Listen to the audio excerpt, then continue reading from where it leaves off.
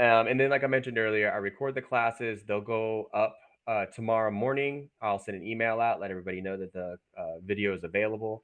You can use it for review or whatever you want for that. So go ahead and make sure InDesign's open. I'm just going to real quick kind of touch through the user interface, just what's there. And then we'll jump in and, excuse me, open a document and we'll get started on a lesson, okay?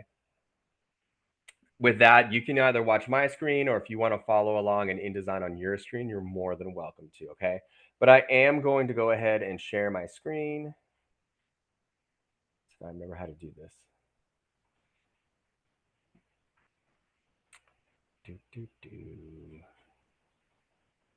What's that down?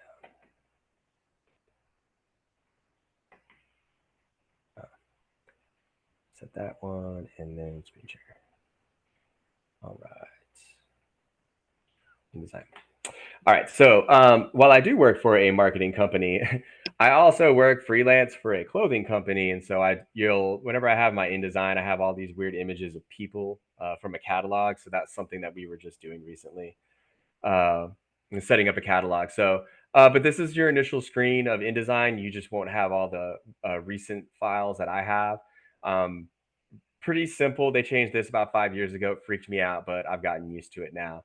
If you've ever used Photoshop or Illustrator, even Dreamweaver to some extent, the file menus at the top, all these menus, they're pretty similar. For example, if we open a file, you have new, there's a document, book, and library. And they're three different things. A document's like brand new document, straight up, it's going to open up, show pages and stuff. 99% of the time, that's where you're going. Book, it's a weird panel that pops open, like nothing else opens up. It's a panel, and then you put files in there and you can put them in order. I messed with it once, thought it was super stupid, and never opened it again. I just didn't think that it had a whole lot of uh, friendliness in the way that it was constructed. I'd rather see pages and how they sit than just look at file names stacked inside of a panel. It's really odd. Library, we're actually going to learn about that in lesson 10, and it's pretty cool. I've never personally built a library outside of this class. However, I absolutely see an application for it, especially in offices. We do have, your regular open, browse, and bridge. We'll talk about bridge in lesson 10 as well. There's recent. So if you've opened up a file or you're currently working on something, you would see it there. We have close, save as. Here's a tip, especially if you're freelancing or if you're working inside of a company and you're constantly doing changes. Save a brand new file. So if you have, uh, Cameron shirt 01, then when Cameron comes back with changes, you go Cameron shirt 02. Just because, trust me, I did a brochure for a diamond group and it was like 4 different stores, and they ended up, we went to like proof 9, and I said, hey guys, I'm going to start adding on cost to this. And so they said, oh, just take this part of the layout, proof number 5, and then put it in proof number 8. We're good. So it's a good idea to keep multiple files as you're going through. Okay. Just a tip that I experienced. I don't do the check-in thing, save a copy, revert. Uh, Adobe Stock, I think, they make you pay for credits. I just learned that recently. Place. So place is an import feature. Because we're fancy in InDesign, we don't say we're importing, we're placing things. We do this a lot. This is how you bring graphics in. You can also bring in Word documents or text documents. I don't like the CC libraries. They're stupid. Do not import XML unless it comes from Adobe. XML is actually considered a programming language. You got to be really freaking careful with that, because if you take it from some rando site and you put it in InDesign, you could crash your computer or put a virus on your system. So you need to be really careful about that. Make sure it's coming from a source like Adobe that you know is factual. Don't need any comments. The Adobe PDF presets. So this is actually something we'll talk about in the last day of class. It's lesson 13. But you'll see that there are a bunch of different sets here. There's only 3 of these options that I give a crap about. One of them is high quality print and press quality, which are essentially the same thing. And we'll actually talk about that when we get to that lesson. Because you guys are going to do one, I'm going to do the other. But you get the exact, I shouldn't say exact, you will get the same result in the end in terms of really high quality print. And then the most important one is small file size. So I've literally had clients that I sent them a proof and then they tried to go print it. And then they're like, "Hey, this turned out like really, really like distorted and blurry." And I'm like, "Yeah, because it's a proof. You haven't approved this and you haven't paid me." It literally happened. So this is what I use to send proofs because it dumbs everything down. It makes it a small file size that you can email, but also it can prevent a customer from running off and doing what they wanted to do without paying you. So be aware of that. We'll also talk about that on the last day. Export, it does actually have some different saving methods in there, and we'll talk about that as well later. Uh, you're not worried about the publish online stuff. Document presets, I actually need to delete something out of there. So, document presets, if you're, for example, I worked for an insurance broker, and the insurance broker, we were doing booklets. And so when you get hired at a job and you get your health insurance, dental, and all that stuff, you get your options booklet sent to you for your coverage and what they offer. I made that booklet. It was me and my team. So every one of my books, I would always start out, it's 8.5 by 11, and then I would do 16 pages. And it had a half-inch margin on the inside, yada, yada. So why do I want to reinvent the wheel each time? In lesson three, actually, we'll touch on this. Let's just set up a preset. So all the settings are already done. We just got to go here and then click on it, and boom, I've got my booklet ready to go. So if it's something that you're consistently doing at a job or something that you're consistently building from a new file each time, just set up a preset. That way you don't have to keep typing in the same stuff over and over again. And then document setup, once the document's there, you can do some changes in here like sizing. User, that's you. When we come down to the bottom part, package is actually lesson 13, and I don't even use the book. I just use the files. And what I do there is basically to walk you through what we do in the real world. So that'll actually be the very, very last step with InDesign. It's whenever you're finished with everything and it's been approved. We do have print presets, but unless you have some weird printers attached, you don't have to necessarily go in there. And then there's the exit button. The exit button will close the program down. The close option will close the file. So be aware of that, okay? Edit, pretty much the same stuff. Undo, redo, cut, copy, paste. Paste without format is my absolute favorite thing in the world. I use it in every program I can. It's very useful. Paste into, you're going to find out that everything you draw in here is a frame. So you can take a photo and copy it and then paste it into a specific frame, which is kind of what I do a lot with this clothing company, and paste in place. So if you're copying something from one page and you want to put it in the same place on another, you can actually paste it in the exact same place. Duplicate, we actually do keyboard shortcuts, and now the book actually teaches you to do it that way. Select all and deselect all. I'm going to be saying deselect all a lot. It'll be go to the edit menu and choose deselect all. That's actually what I say and how I say it. It's really important because if you're on page 16 and then scroll down to page 48, and then you decide you're going to place something there, but you still have an object selected on page 16, it's going to place that image, graphic, whatever, into the box on page 16. So it's a good idea to make sure that you deselect all. And it'll only take you like a dozen times and then you'll remember. So, okay. Let's see, edit original, edit with, go to source. Find and change is really helpful. So if something is incorrect, like information, and it's in like a company name is spelt wrong, find and change is really helpful there. Spelling, they got real good with spelling. So I would definitely recommend the dynamic spelling be turned on. Transparency space. For the transparency blend space, our documents are primarily going to be CMYK. There is a color lesson, and I actually think it'll be next week or probably, but we'll go in depth about colors. I'll talk to you about the difference between RGB, CMYK, and so on. But that's something that we'll talk about. And a majority of the reason that you're in InDesign is for print, but it's not just print. So mine always stays at CMYK, but we'll discuss that later. Let's see. Color settings. I really wouldn't mess with your color settings, namely because it has to do with your screen. You don't want colors to look off. Unless you know about color calibrations, you have to get like little machines that do all this crap. It's not. They're like $100, $200 a piece. But unless you're doing something like that, you have no need to change your color settings. It's going to use your system settings. Okay.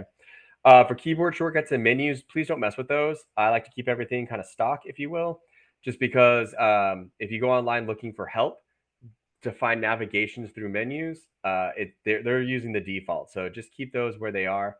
For preferences, we're actually going to jump in here a couple times. And there's a lot of cool things like the units and increments are really important, general things like that. But we'll talk about those when we hit them. There's not a lot of stuff in here that I mess with, but like I said, we'll go over a couple things and take a look there. For layout, this thing really does do multiple pages.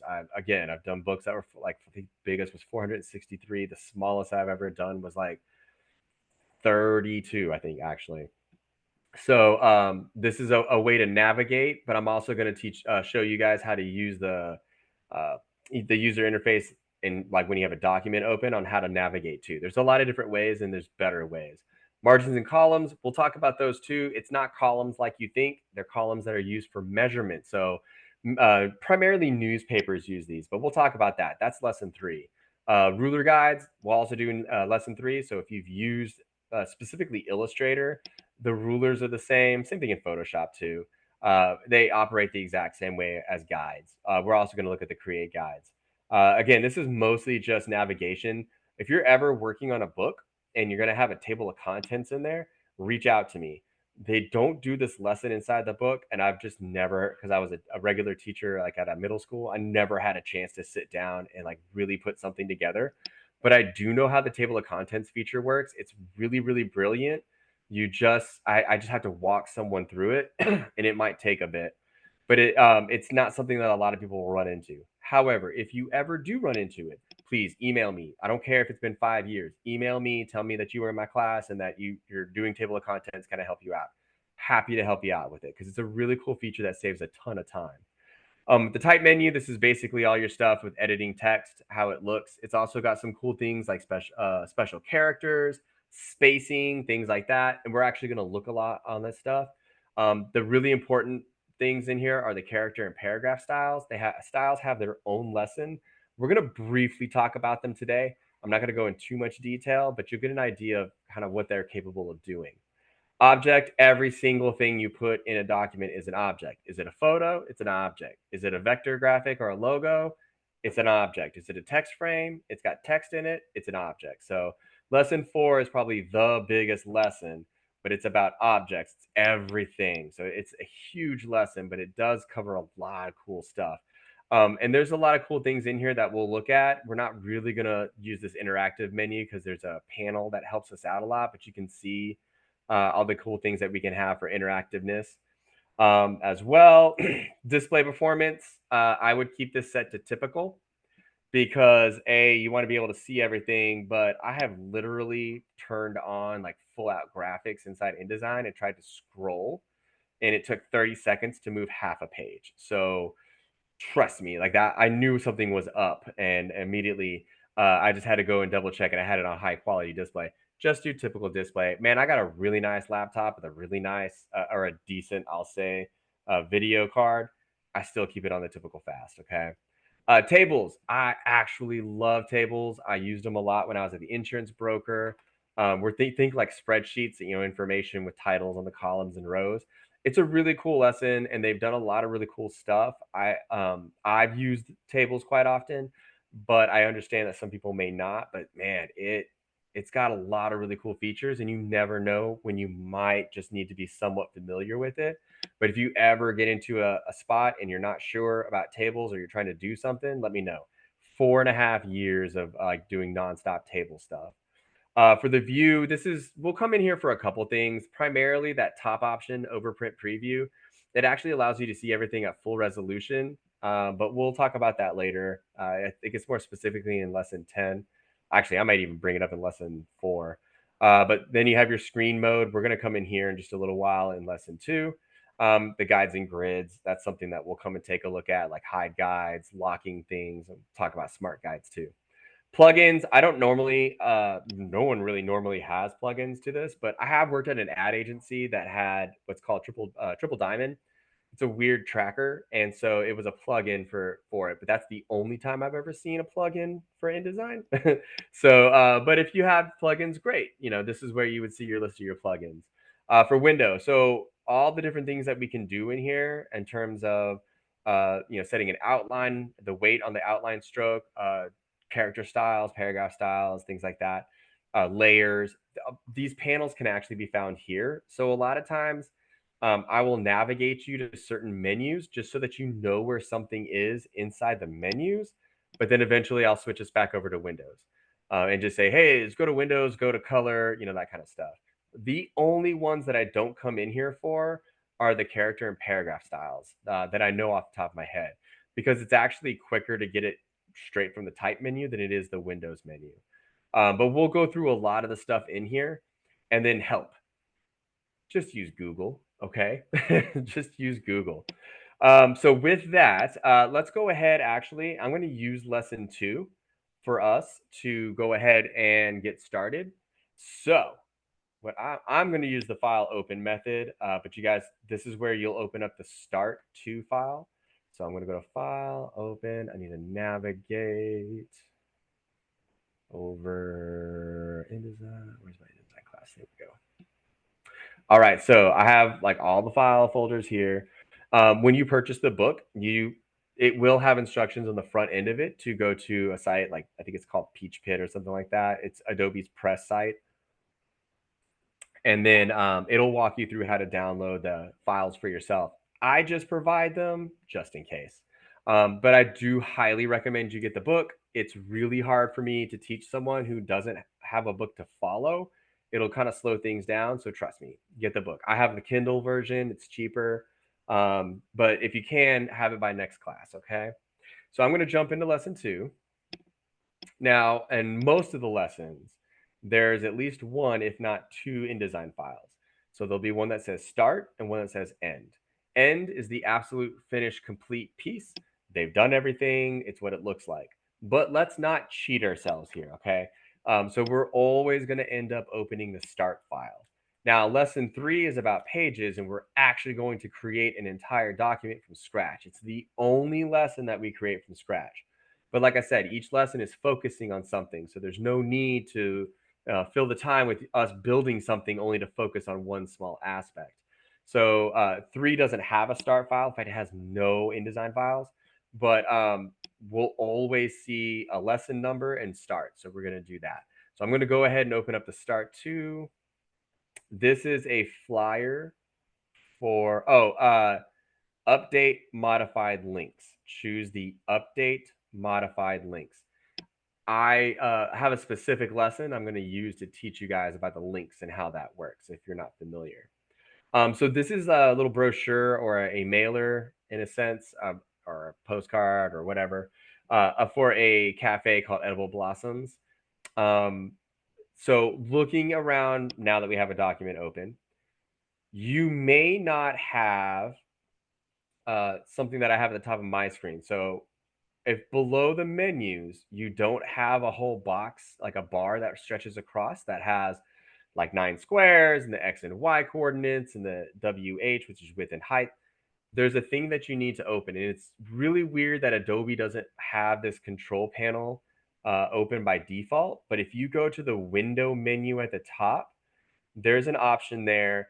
The beautiful thing about the window menu is that it's in alphabetical order. The others are not. So this one, I actually really like that menu for this. If you go down the window menu, there's a spot that says control. If there's not a check mark by control, go ahead and click it. If you do have a check mark by control, don't click it because the check mark means the control panel's open. So you should have a bar between the top of the document and the file edit layout menus at the top. Okay. If you can't find that or you're not sure, let me know. It's real quick for you to share your screen and then we can make sure we find that. But that, excuse me, that control panel at the top, that is like a lifesaver. It's a standard thing that we have in all the different programs. Okay. So Hey, this, yes, go for it. I'm a little kind of got caught behind, just a little behind. That's okay. So, Did you open um, up the lesson two folder? so it says whenever I press on it, it says this document contains two links to sources that are missing. You can find or relink the missing links using the links panel. When I press on start, Did you download the whole folder? yeah, I did. Okay, I'll tell you what. Share your screen with me real quick. It's at the bottom. It says share screen. We'll just take a look real quick and see.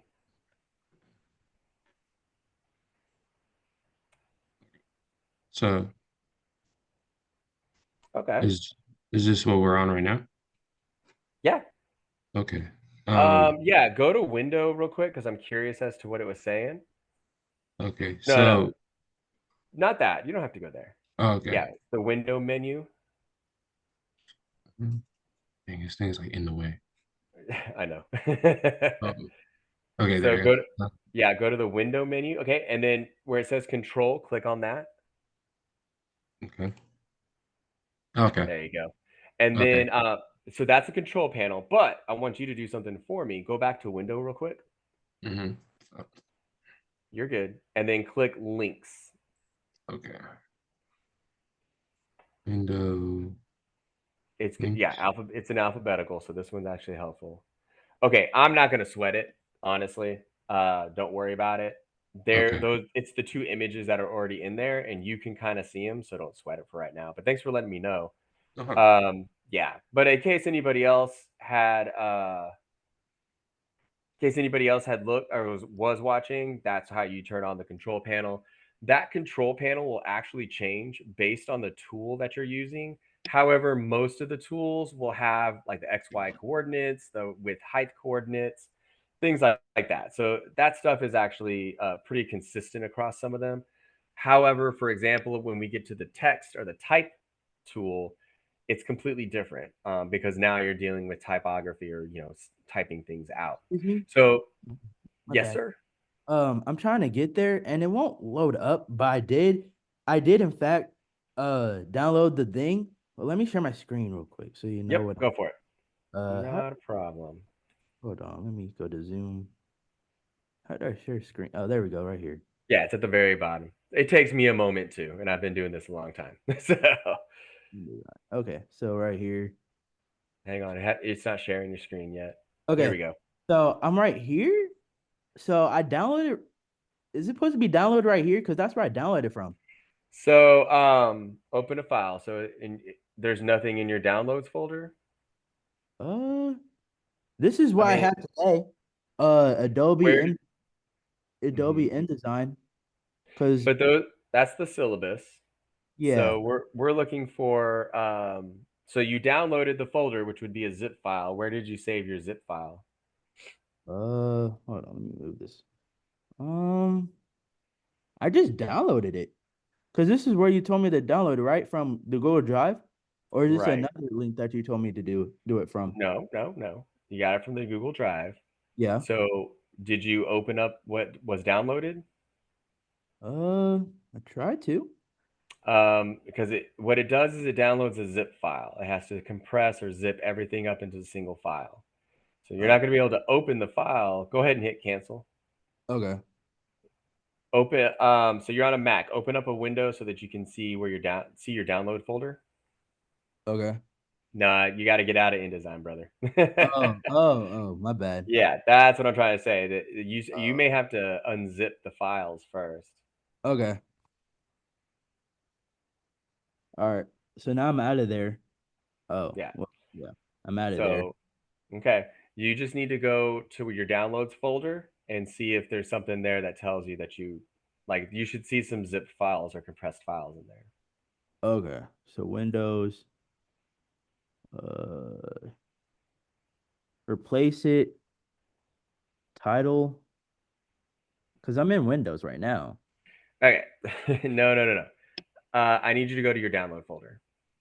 Oh, You're on a Mac. I can see that you're on a Mac. yeah. Yeah. So you need to open up a window. It's just that panel that lets you look at your folders and stuff on your system. That's just a generic term. I need you to go to your download folder. Okay.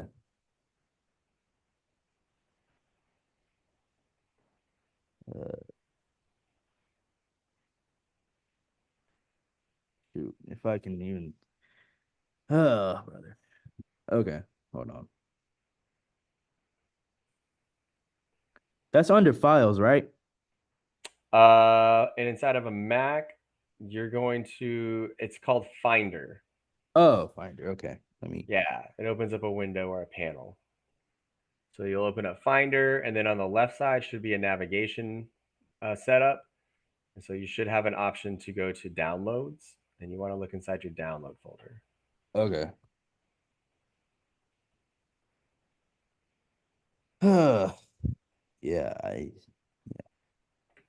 get me used to this. That's all right. But being able to get that process down, I got to make sure that you get it open so that we can Yeah, make sure that for the rest of the lessons that you can get the lessons down too. yeah. So go to Finder. Okay. Well, if I Yep. can see where it is, So I'll does it? tell you what, guys. Hang on a second, Silas. So let's do a quick 10-minute break because it's close to 2 o'clock. So yep, 10 minutes. We'll come back at 2:05.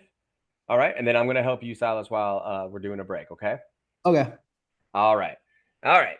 So when you look at your panel on your Mac, it should be at the bottom of the screen where you can open up all your apps. It's your launch pad. You know what I'm talking about? Oh, okay. There we Yeah. go. Okay, I Go to your got it. launch pad, open up Yeah. Finder. So that's your little panel window, right? Yeah. It's generically called a window. So the left side of that has all your navigation for like how to navigate. Look at your pictures, look at your videos. See what I'm talking about? Yes.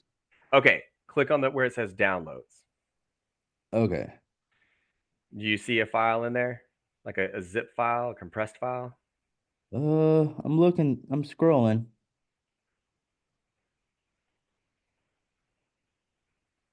You said it's a zip. It should be a zipped or a compressed file. You can also look at the date, and it should be today's date that you downloaded it. Okay. See where it is. Yeah, this is my mom's computer, so a lot of stuff is kind of new to this. Do you normally use a Mac? I have a Windows XP, so that won't help because it's slow. So we're working on getting a new computer. Gotcha. Okay. So the class I teach Mac and PC at the same time, so I'm happy to help you out with that as much as I can. Okay. All right. So you're going to basically, like I said, I would try to use the column titles, look for the date modified, and then if you can, set them in order for that. I can't tell you the name of the file because Google Drive will name it something different for everybody. Okay. All right. Cause I'm in Launchpad and I do not see compress, but I No, see. no, no, no. You should be in Finder where you should be in your downloads folder. Oh, Share on your screen share. You show me that part. So when you it's go to the bottom Launchpad yeah. and it has all the different program software that you can open up, there should Yes. be one that's like blue, two versions of blue, and it looks like a face. Okay. You see that one? Two, two versions of base. Um. Let me see. Okay. I'm gonna do a thing here. I'm gonna see if this works. Okay. I'm gonna request remote control, which means it would supposedly let me control for a second. Okay.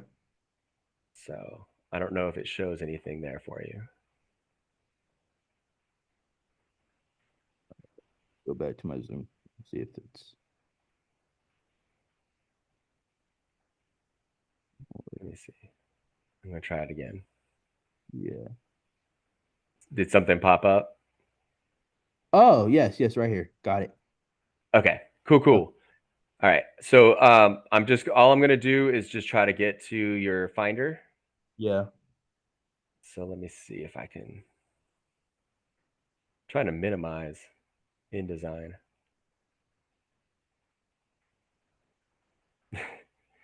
I think my screen locked up.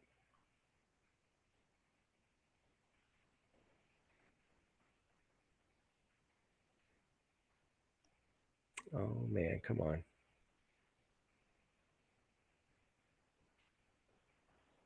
Apparently it's not letting me do what I need to do. Minimize InDesign real quick. Okay. Yeah. If I can move this, thank you. Minimize that. Minimize that. And minimize this. Okay. All right. Uh, it is not. It hasn't changed. I just see InDesign here. Oh, I I minimized it. Okay. I'm going to stop the share and I'm going to have you do it again. All right. Share it with me again. Yes, sir. There you go. Okay. So which one do I press? So, what you can do is you can do entire screen. Um, actually, that might be a good idea. Let's do that one for right now. Okay. How do I do the entire screen? Because I see whiteboard, iPhone, pad, and Fox Class Google Drive. Uh, no, inside the Zoom meeting. Oh, hold on. Let me clear out of here. Yeah. Yeah. Go to share screen. Okay. And so at the top, you'll see three options or two options, application window, and then you'll see a spot that says entire screen. And then you can, if you have more than one screen, you can choose whichever screen it's on, or just tell it to share the entire screen.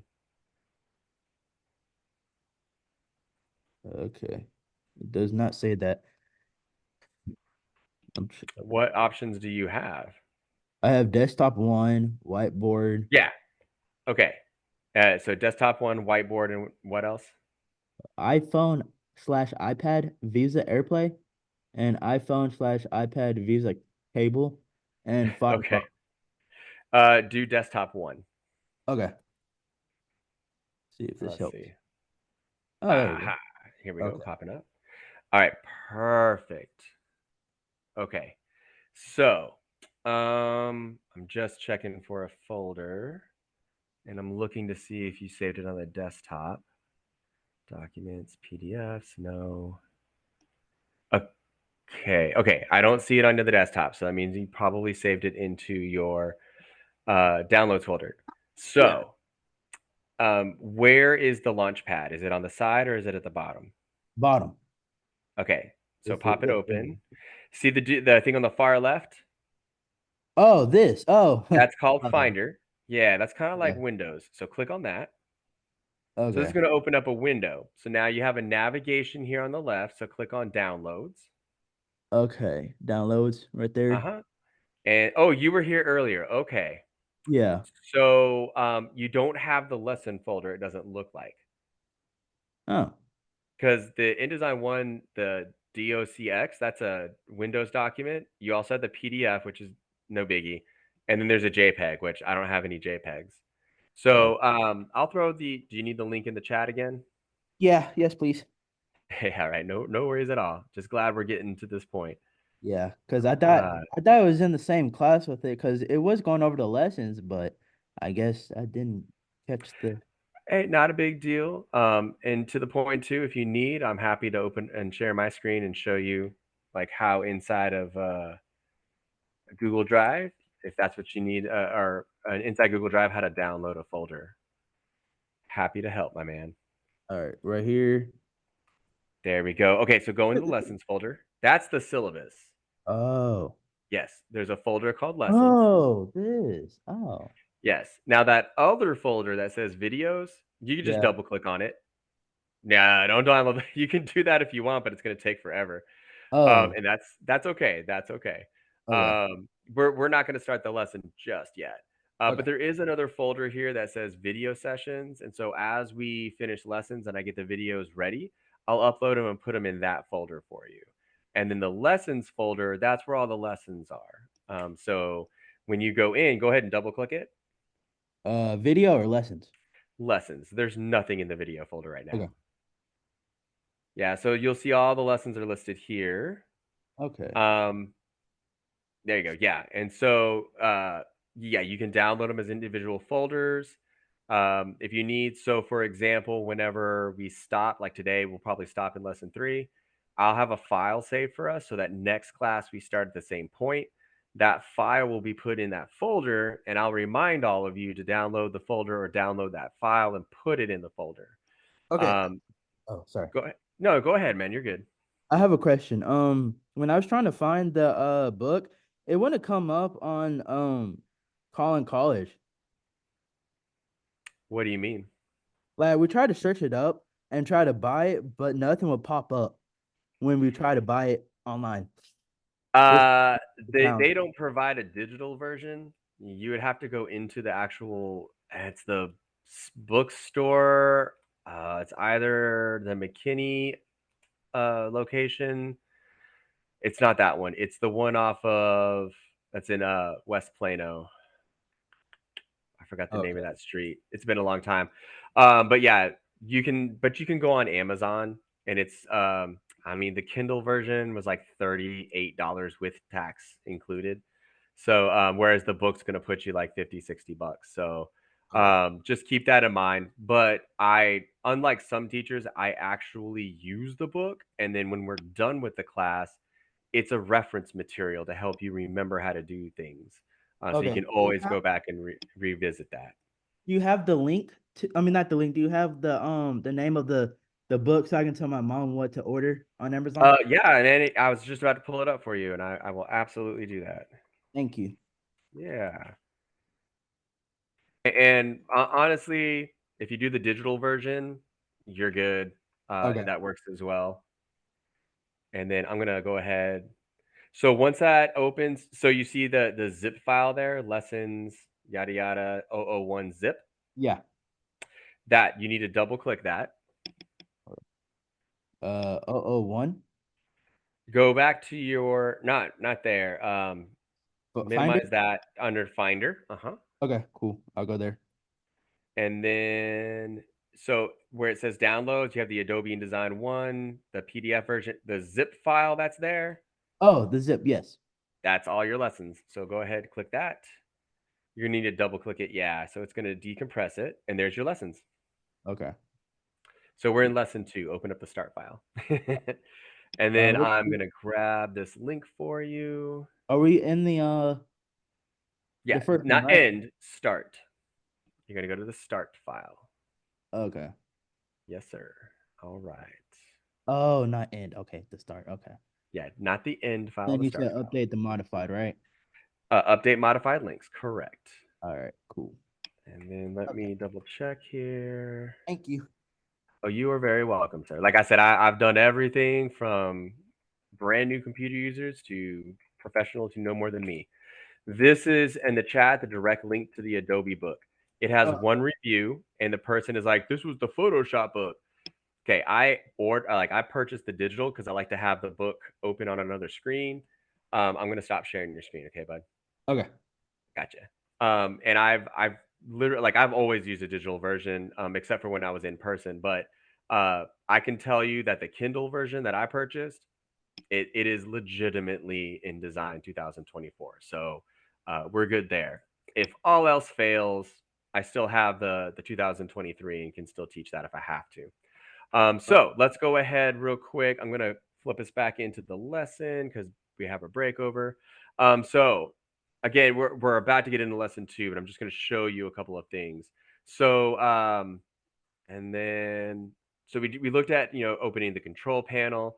So this panel at the top, again, it'll change based on your tools, and we'll take a look at that as well. And I'll point it out as it changes. But it's a really great shortcut for a lot of commonly used features. So keep that in mind as well. I will during the class, personally, even just go to the menus at the top for certain things. That whole reason is just so that you see where they are in the menus. There was literally, it was the first time I ever taught this class back in 2010. And I literally couldn't figure out where in the menus, and it's actually under object, where the text frame options were. I knew the shortcut. I didn't know where it was in the menu. So I like sent the class on a break and had to find it. But so I kind of took my experience and just applied it to my class. And that way, especially with the videos, you can go back and you can see where something is because sometimes we get lost.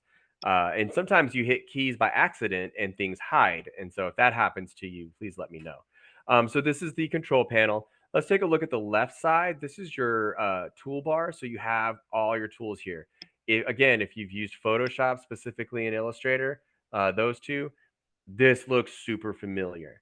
So the first tool we have is our selection tool. This allows us to select any object, okay? The next one is called the direct selection tool. This actually has a lot more features in it. but it's not the same, but it can still do pretty much all the things that the selection tool can do. A lot of times, just as a default, we choose the selection tool, and the fact that it doesn't have a whole lot of, yeah, no problem.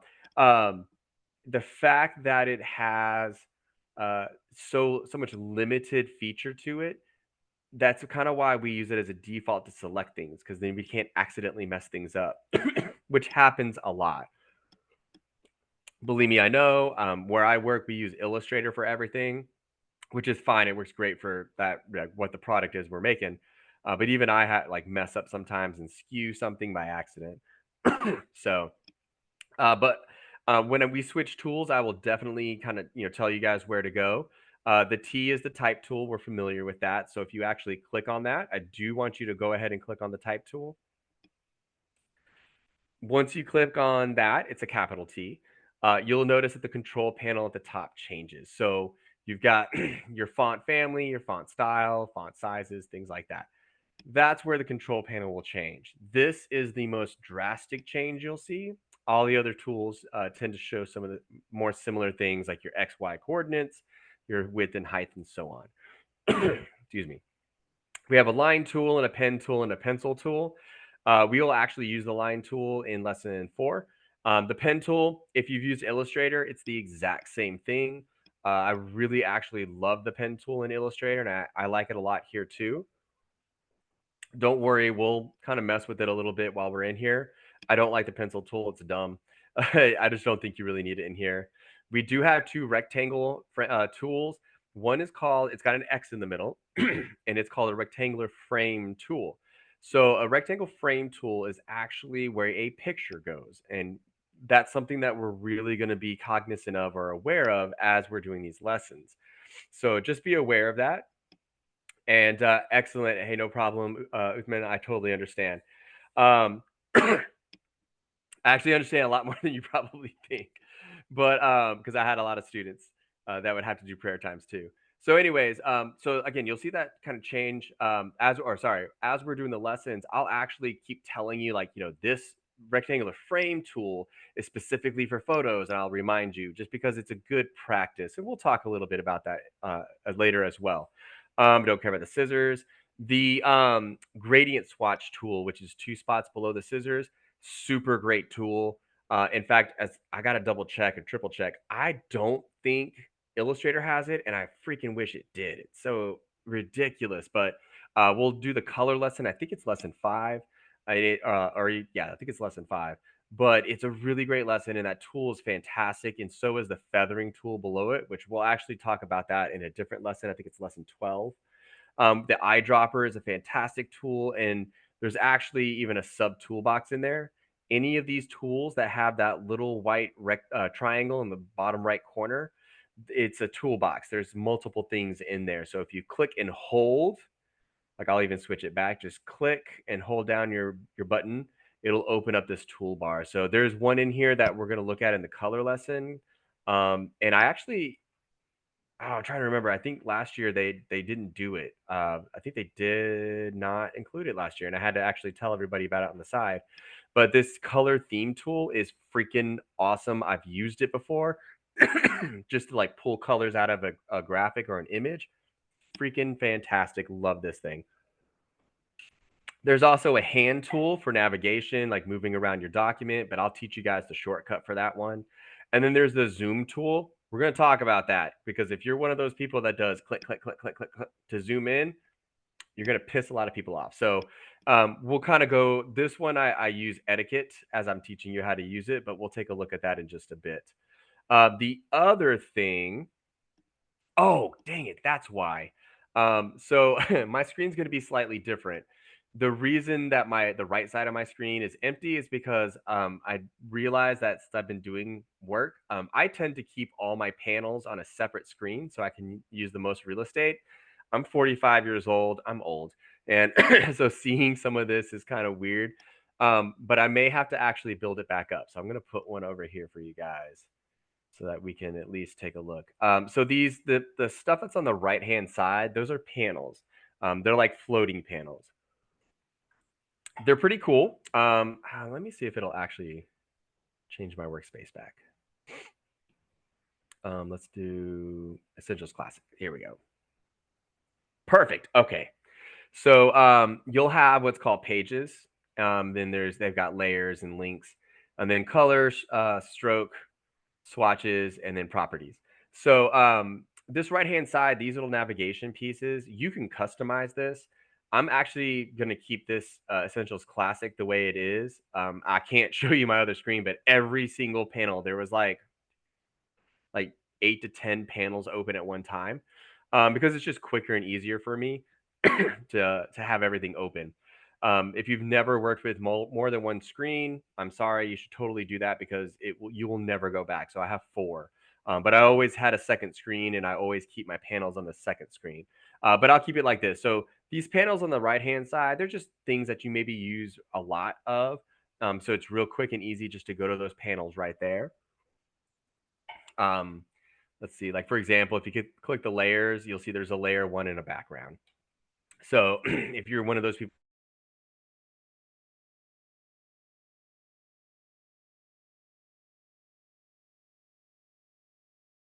okay,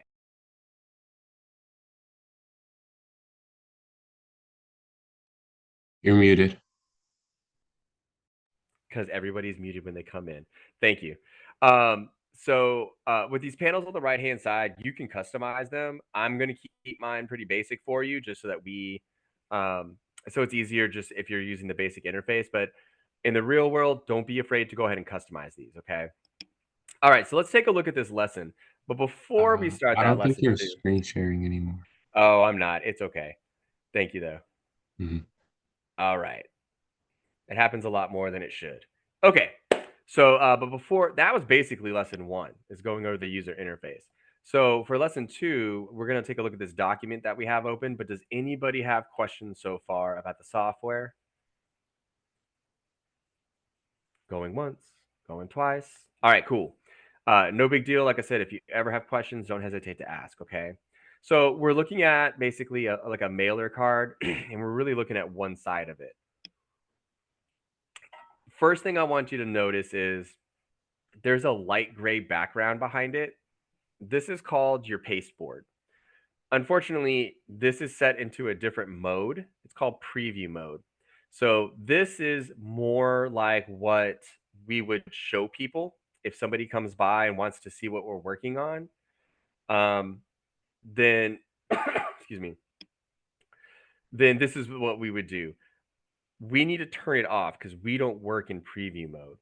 So to turn it off, we're going to go to the view panel. We're going to go to the view menu at the top. You're going to go to the options, kind of midway, but a little bit below. It's called screen mode. So we're at view menu at the top, screen mode. You're going to notice that it says preview and it's got a check mark by it.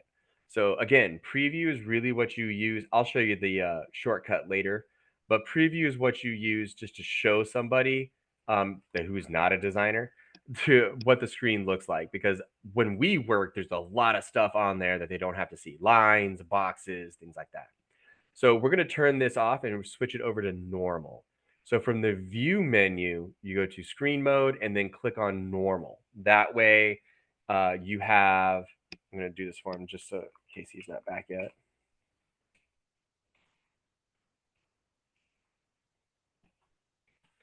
And then you'll start to see all the boxes that appear around, like the text and the pictures and such. These are called bounding boxes, or frames is another way that we put it. So this is close to what we look at. There's one more thing that we're missing.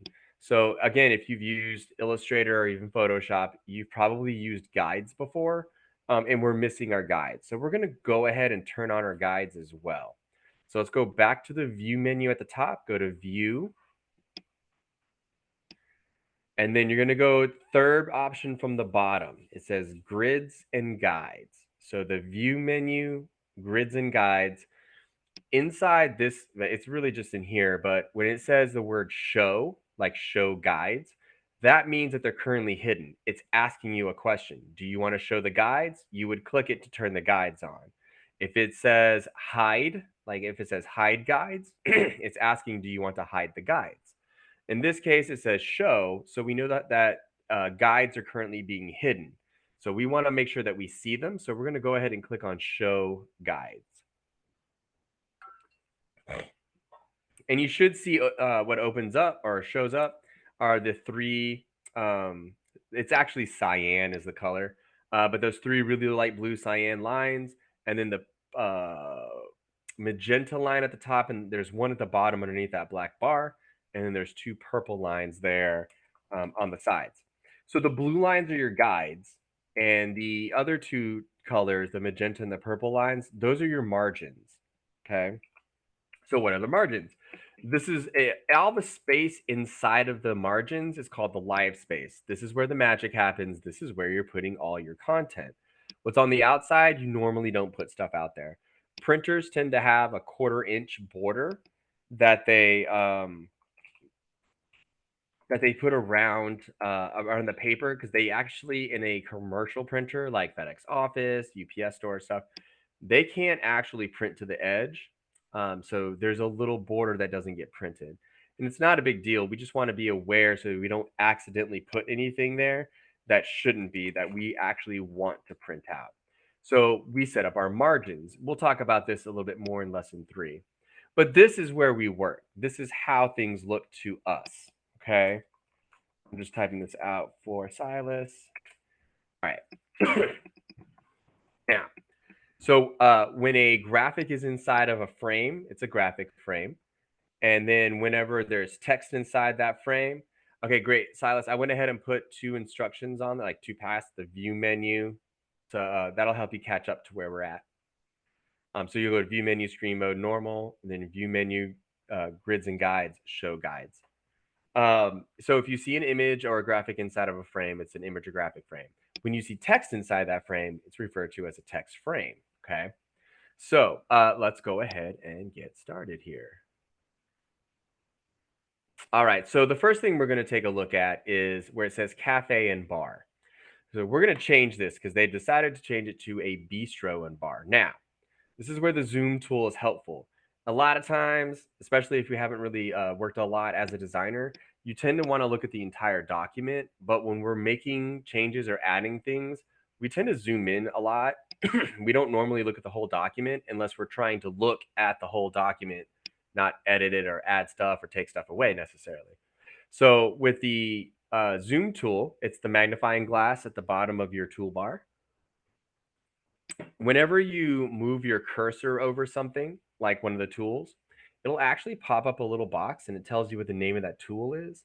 And a lot of the times they have shortcuts, like the zoom tool shortcut is the letter Z as in zebra, just so you're aware.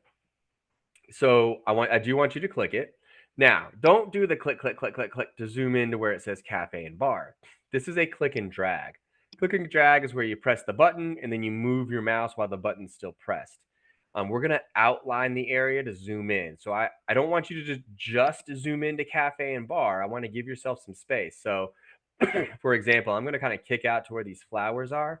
I'm just going to click and I'm going to start to click and drag out. It's going to start to do like a dotted box. That's going to show you what all you're going to zoom into. But I do want you to zoom in a bit. Okay.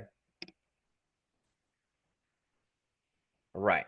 So once we're zoomed in on the toolbar on the left-hand side of the screen, we're going to go ahead and we're going to grab the type tool. That's that capital T. And of course, ironically, the shortcut is the letter T. Now you do have to be careful with some of the shortcuts inside the type tool because inside the type tool, the space bar is a space bar. So it doesn't allow a shortcut in that sense. When you have your cursor off of your document into the dark gray area, which is your pasteboard, you're going to notice that it has a little arrow, a little cursor, and then it's got a dotted box around it. So this is an indication that there's nothing there. If you have an empty blank document, that's going to show you the same thing. Okay. Now, if we move it over to where the word cafe is, it changes to just a cursor. This is an indicator that there's a text frame here or a frame that you're able to edit and with a type tool, and that you're able to do so. So what I want you to do is I want you to select the word cafe. And it's just like any other program, Word, whatever. You just click and you drag it across to where you select the word cafe. Remember, if you get stuck, fall a little behind or something doesn't work, make sure you interrupt me, okay? So once we have that set, we're going to change this to bistro, Birstro. So it should say bistro and bar. Bistro and bar. Easy breezy. So that's actually how you go in and you just want to edit some text a little bit. Easy breezy, okay? Let's see. I don't want to do that yet. So now we're going to deselect. So let's go to edit, deselect all. The reason we do this is we don't want to accidentally, paste or place something into a box like a text frame or whatever that we don't want it to be there. So we want to be real cautious about that. After a while, it becomes a form of habit, but trust me, you'll do it a whole lot and it's totally fine. So the next thing we're going to do is we're going to scroll down a bit and we're going to go to the 2 empty boxes at the bottom of your page. Now, if you're zoomed in a whole lot, you can actually zoom out by using the zoom tool and holding the Alt or command key. It should just be the Alt key. And that'll zoom you out as well. Now, here's your first shortcut. This only works with the where the numbers are across the top of your keyboard, not the 10 key that's on the right hand side. If you didn't know, that's called a 10 key because it has 10 numbers. But the ones that go across the top, right next to your backspace, or if you're on a Mac, it'll be the big delete key. There's a plus sign that has an equal sign underneath it. And then next to it is a dash with a shorter dash. These are the 2 keys that we're going to use. Now, the secret between the Mac and the PCs or the Windows machines when it comes to Adobe products is that what's command on the Mac is control on the window. There's the only real big difference about navigating it around the two.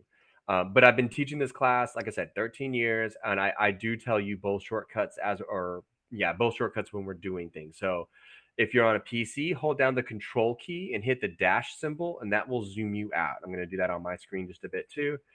If you do, and if you're on a Mac, just do command. And then if you hit the plus sign that's next to it, it's the same thing. You just hold down control or command and hit that plus or that minus sign. It's a really easy way to back out just a little bit, especially if you're just trying to look at something. And then if you need to zoom in, you can. All right. So what we're looking at now are these 2 empty boxes at the bottom of our document. Okay, they're right below that big text document or text frame that we were working in. What we're going to do is we're going to bring in some text and we're going to place it into one of these frames. May seem pretty simple. There is some stuff that can go wrong, and we're going to take a look at one of those instances. Okay, so don't click anything. Make sure nothing is currently selected. We're going to go to the file menu at the top. Go to the file menu at the top. You're going to go to place. So go to the file menu at the top, go to place. Because remember, we don't import, we don't, do anything subpar. We place things because we're fancy. All right. Of course, it takes me to one of my projects. All right. So we're going to navigate our way over to where our lessons are. Okay. So wherever you saved your lesson files, if it's a download, save, go there. I just have a folder for mine. We're going to go inside the lesson 2 folder. Now, I'm not worried about the InDesign documents because we're working inside the start file right now. But you'll notice from the bottom up, at least on my screen, that we have three JPEG files. Okay. And then there's a Word document that says bistro. So here's a tip, it's a professional kind of thing. Sometimes we work on systems in offices that are not really great and they tend to lag a little bit. So A, be patient. And B, I normally don't double click stuff. So I kind of recommend that you don't. But I know that we all get into that comfort or that habit. Just be aware that with some stuff, when you're placing things, if you accidentally click too much or there's a lag and then you're clicking to see if it's responding, you're going to accidentally put your stuff into the background, or just place it randomly. So just be aware, if you slow down a little bit, it can help you out, at least for now, if you're not comfortable or familiar with InDesign. So the easy way to do it this way, again, especially if this is like kind of your first time really kind of messing with this, is just select the bistro Word file and then go to open. Just like that. Now, don't click anything because that's the whole thing, is we want to be careful about this. All right. So if we move our cursor off to the side away from those boxes, you're going to notice that first there's some words there, right? So what it does is it does a sample of whatever it is you're placing. That's actually words from the Word document that we're about to put into our document. Okay. You'll see in a little bit when we go to place a graphic that it's going to show you what's called a thumbnail of that graphic, just a little small, super small version of that graphic. And we'll see that this continuously through all the lessons as we're placing text, as we're placing graphics and images. So just be aware that it's actually showing you this stuff. Now, the next thing I want you to notice is where the little black arrow is, there's what is a right angle of dot lines. So it doesn't have the square like we saw with the type tool. It's just got this right angled two lines. That is an indicator that you're currently sitting over a spot that has no frame available for you. This background layer is locked, so there's nothing here on the side or on the pasteboard that I can put this in. Okay, so keep that in mind. That's what that little right angle, those two lines at the cursor mean. Now let's move our cursor over the left empty box. So it's the first box on the left. Now you're going to see that instead of those two lines that are at a right angle, there's a set of parentheses. This means that there's a frame there or a spot that you can actually put this text into. Okay. So just keep in mind, it's a visual indicator for us. Now, go ahead and click inside this box once. And that's going to place all your text in there. Okay. Go ahead and say in the chat, put got it if you got to this point with no issues. If you're having any trouble, just let me know and I'm happy to get you caught up.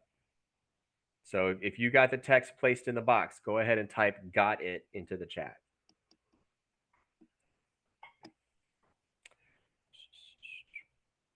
All right, all right. Silas, how we doing, man?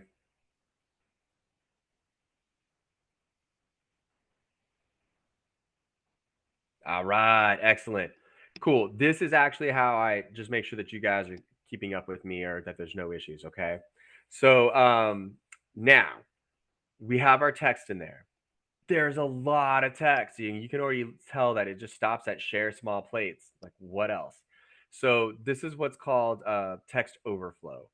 I want you to take the black arrow. So it should default to it. But if you want to make sure, just look at your toolbar on the left-hand side at the very top of the toolbar.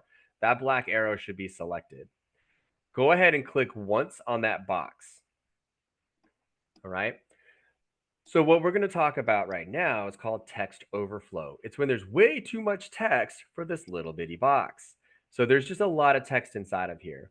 The way that we can tell is there's a red box on the lower right part of the box of the text frame. There's a little red box, the little red cross, and it's filled in white. That is an indicator of what's called text overflow. So again, just too much text in one box. So what we're going to do is called text flow. This is actually really common. I've done this a lot when I worked in InDesign documents, especially with multi-page documents. So what we're going to do is we're going to get the rest of the text to go from this first box and then jump right over into the second box. So the way to do that is you select the frame, which we just did, and then we're going to click once on that red box. It's in the lower right corner. Now, it's kind of got the same setup, but you can see that instead of the text starting right next to the cursor, it's down below because there's a little red, blue little box thing with two circles. What that's telling you is that you're trying to flow some text into another box. So if you get the right angle on the cursor, that means there's no box there. But I'm pretty sure you guys figured out what we're going to do. So we're going to move it over to that second box to the right-hand side. You're going to see a chain link icon next to the cursor. That means that we're going to link the first box and the second box, or first text frame and the second text frame. So whatever you do in the first text frame is going to affect all of the text, and you'll actually see it happen in the second text frame too. It's kind of hard to describe with words, so let's take a look at it visually. Just go ahead and click once inside that box, and boom, it says share small plates such as orange, ginger, seared scallops, and man, I hope y'all ate lunch before you started this class, because just so you know, some of the lessons involve food. Okay. All I have right. a So that's question. how. Go for it. Okay, so on my screen, the picture overflows it. Do I just move it or you want that to stay? The picture. We haven't put any pictures in there. The flower, the flower that you have on the screen. What about it? Do you want me to move it so it can like it won't overflow with the picture? Because my screen is a little bit smaller for some reason. Well, let's take a look at your shares real quick. I want to see what you're talking about. Okay. Uh, let me go to Down design at the bottom, right here share screen. and this. Yeah. Right and share. Okay, so this. So before I moved this, it was like right here. So I had like Yeah. the You yeah. you weren't supposed to move it. Oh, I wasn't. No, Oh, but oh. that's okay. Just scooch it down a little bit. Okay. Oh, okay. There's also so I know I don't. Yeah, keep going. Okay. There's a couple things I got to get you to do as well. So let's Okay. go ahead. Yeah, yeah. Move that way down. Both of those, all of them. Okay. All right. Cool. Yeah. So in the lessons, we don't want to move anything around because some things are in a place. Okay. That should work. So we have things there, no big deal. Now do this for me. Go to the view menu at the top. Uh, no, that's the tools. That's the tools. It should be there. There you go. Go to the The new or view? V with a V as in victory, Okay. Hold on. where it says plugins. No, not inside file. Don't need you in Oh. file. At the very top, there's file, edit, layout, type, object table, view. Oh. What the? Oh, view right here. Got it. Uh-huh. Now you're going to go down to where it says screen mode. It's Screen. towards the bottom. Oh. Down, down, down. Right there. Up, up, up, up, up. Oh, screen mode. Got it. Yep. Okay. So what you see right now is called preview. That's the Okay. light gray space around your document. Go ahead and click normal. All right. There you Oh. go. And Okay. then one last thing you need to do, go back to that same view menu Okay. and then go down. It's the third option from the bottom. It says grids and guides. Oh, that's where it was. Okay. And then at the top, it's going to say show guides. It's asking you a question. So if you see show guides, it's asking, do you want me to show the guides? If it says hide guides, that it's asking if you want to hide them. Okay. We need to turn your guides on. So there you go. This is I, what our workspace looks like. Yeah. So okay. All right. yeah, no worries. Just try not to move anything around. Okay. That Okay. way, we're looking at the exact same stuff, but don't sweat it. No big deal. Okay. All right, y'all. So what we're going to do is we're going to take a look at that second frame. You're going to notice there, as I'm bringing my screen back up, you're going to notice that there's still some text overflow there as well. Okay. So, and the reason I know that is there's a red square with that cross sign in there. Normally, depending on what you're doing, your first thought's going to be, hey, why don't I just go ahead and flow this into another frame? We don't actually need to do that. So what we're going to do instead is we are going to, let's switch this over for my screen. We're going to actually edit how the text looks itself. So we're going to change, font sizes, things like that. All right. And what you're going to find out is once we change the size of the font, reducing it, it's actually going to fit everything into those boxes. So let's do that.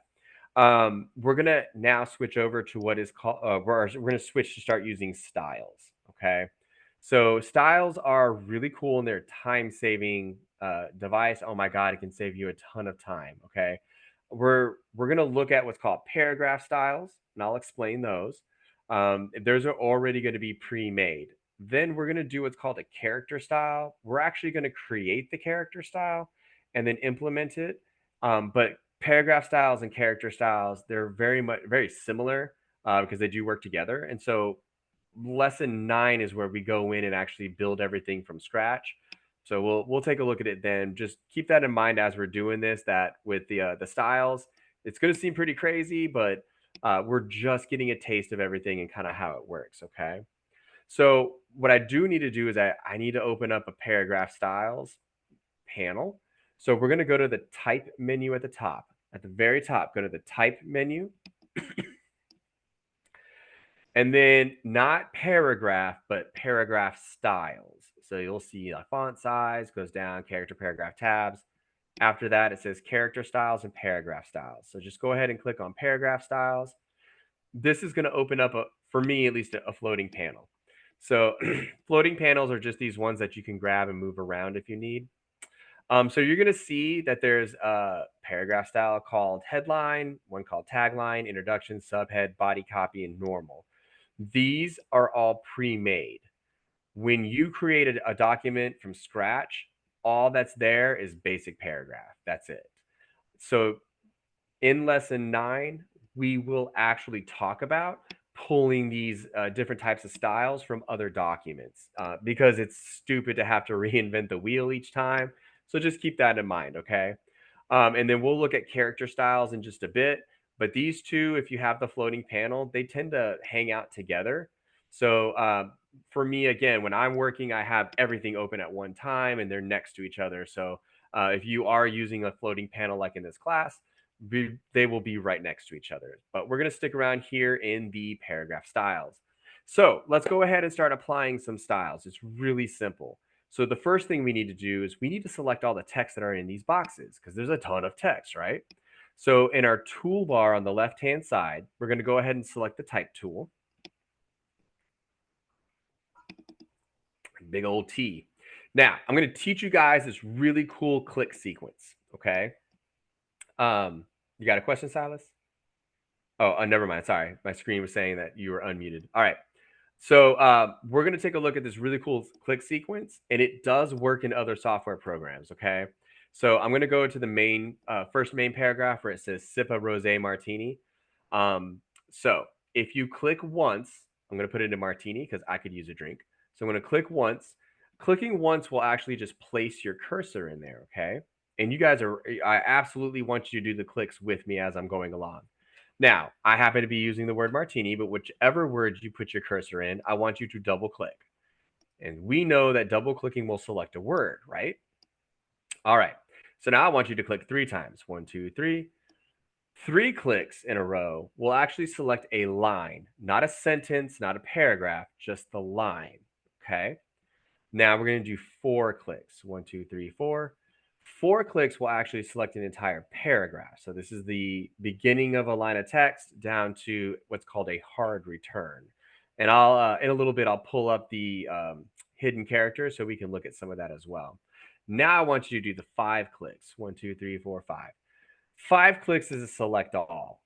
So 1 click places the cursor there. 2 clicks selects the word. 3 clicks selects a line of text, just one line. 4 clicks will select an entire paragraph, and 5 clicks will select all. So really neat little feature, especially if you get real comfortable with it. I've been doing it for years, so it's something that I got comfortable with, but it's a really cool feature. The other way, of course, especially if you're struggling with that, completely understand.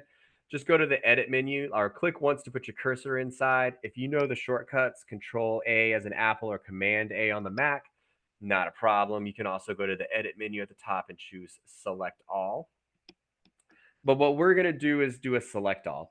And the reason that we're choosing these avenues to do that is because that text is still hanging somewhere magically at Hogwarts off to the side because there's text missing. Now, when you do a select all feature like this, that's actually going to select that text that's hidden also. So that's why we're doing it like this. So what we're going to do first is we're going to take this font, this body of text that we have here that's got the font size, family, and everything. We're going to change that. So when we go to the paragraph styles and we have all this text selected, you see that it has normal currently selected. So we're not going to do that. Basically what a style is you have a setup of a specific type of font. It could be done a certain way in terms of style, like regular, bold, italics. You could have the font size, the leading, the kerning, the tracking. like all this kind of stuff that's already preset up. If it's something that you're doing inside of a document and it's going to be in a lot of different places, styles are super awesome like that. So this one for paragraph styles, they already have them set up for us. So we're going to choose body copy. Just click that. As soon as you click that, now you can see all of the text, everything except for that entrees and desserts are at the bottom of the first box. But don't worry, we're actually going to take care of that, okay? But this one just happens to have it preset up. So what the settings are for here is Myriad Pro set to regular. It's an 8-point font. I'm reading this off of the control panel at the top of the program. If you didn't get that open, remember it's window and then control. The font size is 8. The leading is 10. So these are all settings that were already put in there. That's how a style works. Okay. All right. So now we can see all of our text, and we just got to make a couple more adjustments to kind of make it look a little nicer. And that's, you'll be asked a lot of times as a designer to make things pretty. And I freaking hate that, but I get it. Like I know what they're trying to ask me to do. So let's start out with where it says starters and small plates. So this is what's called a header. It's not a display header or anything like that. It's just a header above a paragraph. So I want you to use your mouse and your cursor. We're using the type tool. We're just going to select that one line of text, okay? That's starters and small plates. Go ahead and select it. Now, I am going to have you guys turn on the hidden characters because I want you to see what a hard return looks like so that you kind of understand what I mean by a line of text or a body of text. To do this, let's go to the type menu at the top. Go to the type menu at the top. And then you're going to choose. Oh, I had a brain fart for a second. And totally almost. Oh, yes. Show hidden characters. It's at the very, very, very bottom of the menu. Show hidden characters. So we go to the type menu at the top, go to the very bottom of that menu to show hidden characters. You're going to see a whole lot of really light blue. This is actually light blue. It's not cyan. But you're going to see a lot of light blue characters pop up. So like these backward P's, a little squiggly line, and a ton of dots between words. These are called hidden characters. Microsoft Word actually allows you to turn these characters on as well. So if you've ever seen them there, it's the exact same thing. This backwards P is known as a hard return. That means you hit the enter or return key on your keyboard. So it drops to the next line. The reason I'm bringing that up is a body of text is from the beginning of that text to the hard return. So SIP is the beginning of a line of a body of text down to the paragraph return. So that's why the first line says starters and small plates. This is still considered a body of text or a paragraph, if you will. I'm air quoting. But yeah, so we're going to select starters and small plates all the way down to the end of that line. Now, for this one, which one do they want us to choose for this? I'm trying to remember. And then it should be subhead. So in the paragraph styles, normal body copy, choose subhead. Yeah, that's what it is. Okay, so, and you can click anywhere else, like just click in the next paragraph so your cursor's out of the way. And you'll see that starters and small plates is now bold or bigger. Okay. In fact, actually, it's set to bold. The font size is 9, so it's increased. They changed the color of it, which looks awful. God, that green is ugly. But this now lets the reader know that this is the title of what they're reading. So starters and small plates, sip a rosé martini, try zucchini blossom fritters, so on and so forth. Okay.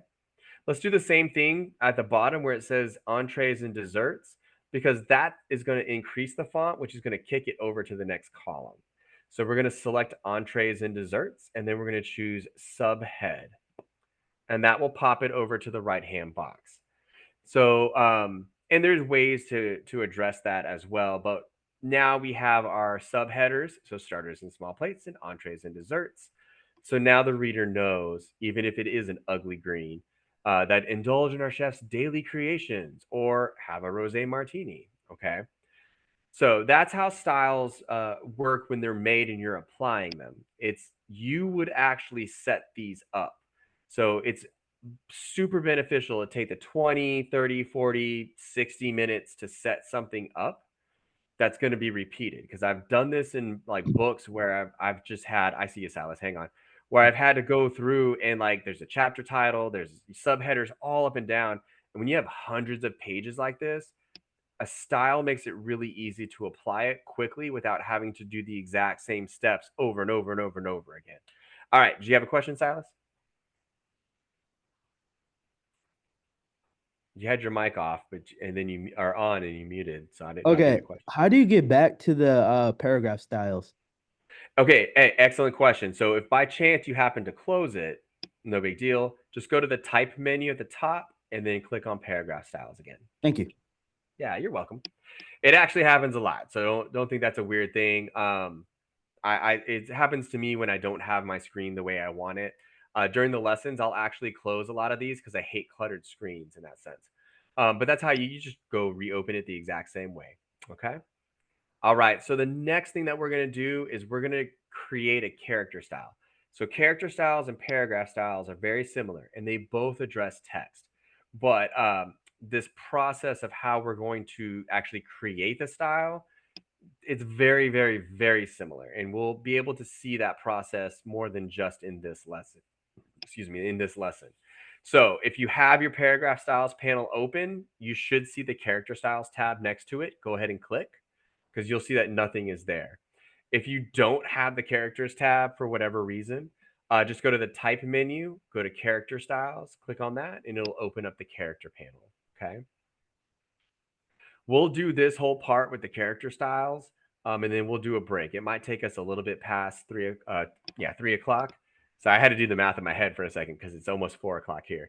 And we'll take ourselves a little bit of a break. I hate breaking in the middle of something. I'd rather break at the end of that part. It's way easier for us to keep going forward. So when you open up a brand new document, this is what it looks like. There's nothing there. Literally, it says none. So we're going to make some changes to some text. We're going to create a character style out of it. And then we're going to apply the character styles like real quick. It's a pretty awesome process. This stuff is super standard when it comes to using InDesign, um, depending on your application. But it's a really good way to help you build something, take a little bit of time, invest 5 minutes, and then you don't have to reinvest that 5 minutes for every single spot you want to make these changes. So inside of where it says small starters and small plates, it says sip a rosé martini, try zucchini blossom fritters. By the way, if you have the hyphens, that is a no-no in the business world. Don't ever hyphenate, and I will show you where that's at later. But throughout these lessons, they hyphenate everything, and it's a bad business practice. Don't do that, okay? Because zucchini on my screen is hyphenated. That's a no-no. But where it says try zucchini blossom fritters, there's a capital V as in victory inside a set of parentheses. Okay. What we're going to do is on that set of characters, the parentheses and the letter V, we're going to select them. We're going to make some changes, and that's what we're going to build our character style from. So using your type tool, again, it's the cursor. We're going to select those three characters. Every single individual thing is a character. So a comma is a character, a bullet point is a character, the E is a character, a exclamation point is a character. So anything that's in text is a character. So when I say select these three characters, it's the three things. So a character style, or if you're editing a character, it's each individual piece. So the S, the I, the P, those are three different characters. A paragraph is a body of text, meaning from the beginning of that line of text to, or the beginning of that body of text to a hard paragraph return. Or if you look at the second box, there's a little hashtag at the bottom right. That's the pound symbol, and that's the end of all of our text. There's no text past this. So that's what that indicates. So it can also be the entirety of everything. So just be aware of that. Characters are individual pieces, paragraphs are like blocks or bodies of text. So select the parentheses and the capital V. Now what we're going to do is we are going to, man, they made this thing like not as friendly as my other deals are. Volatile color, I already saw that. Oh yeah, okay. I mean, I can do this. So we have our characters selected. We're gonna go up into the control panel. I'm not gonna make you open up the character panel and change things. Listen, nobody does that anymore because we have this control panel here at the top. So in the control panel on the farthest right-hand side, you should see a capital A and then a paragraph symbol below it. So the capital A means character. And if you actually just put, I think if you put your cursor over there, it should just do it. Yeah, I just saw it a second. If you move your cursor and let it sit there for a second, it'll actually say character formatting control. And the other one's the paragraph. So we're going to stay with that capital A because you see that it'll say Myriad Pro, regular, font size, so on. So the first one where it says Myriad Pro, this is called your font family. So all the different types of fonts you have, they're font families. So, like Arial is a font family. Agency, Uverse, Helvetica, these are called font families.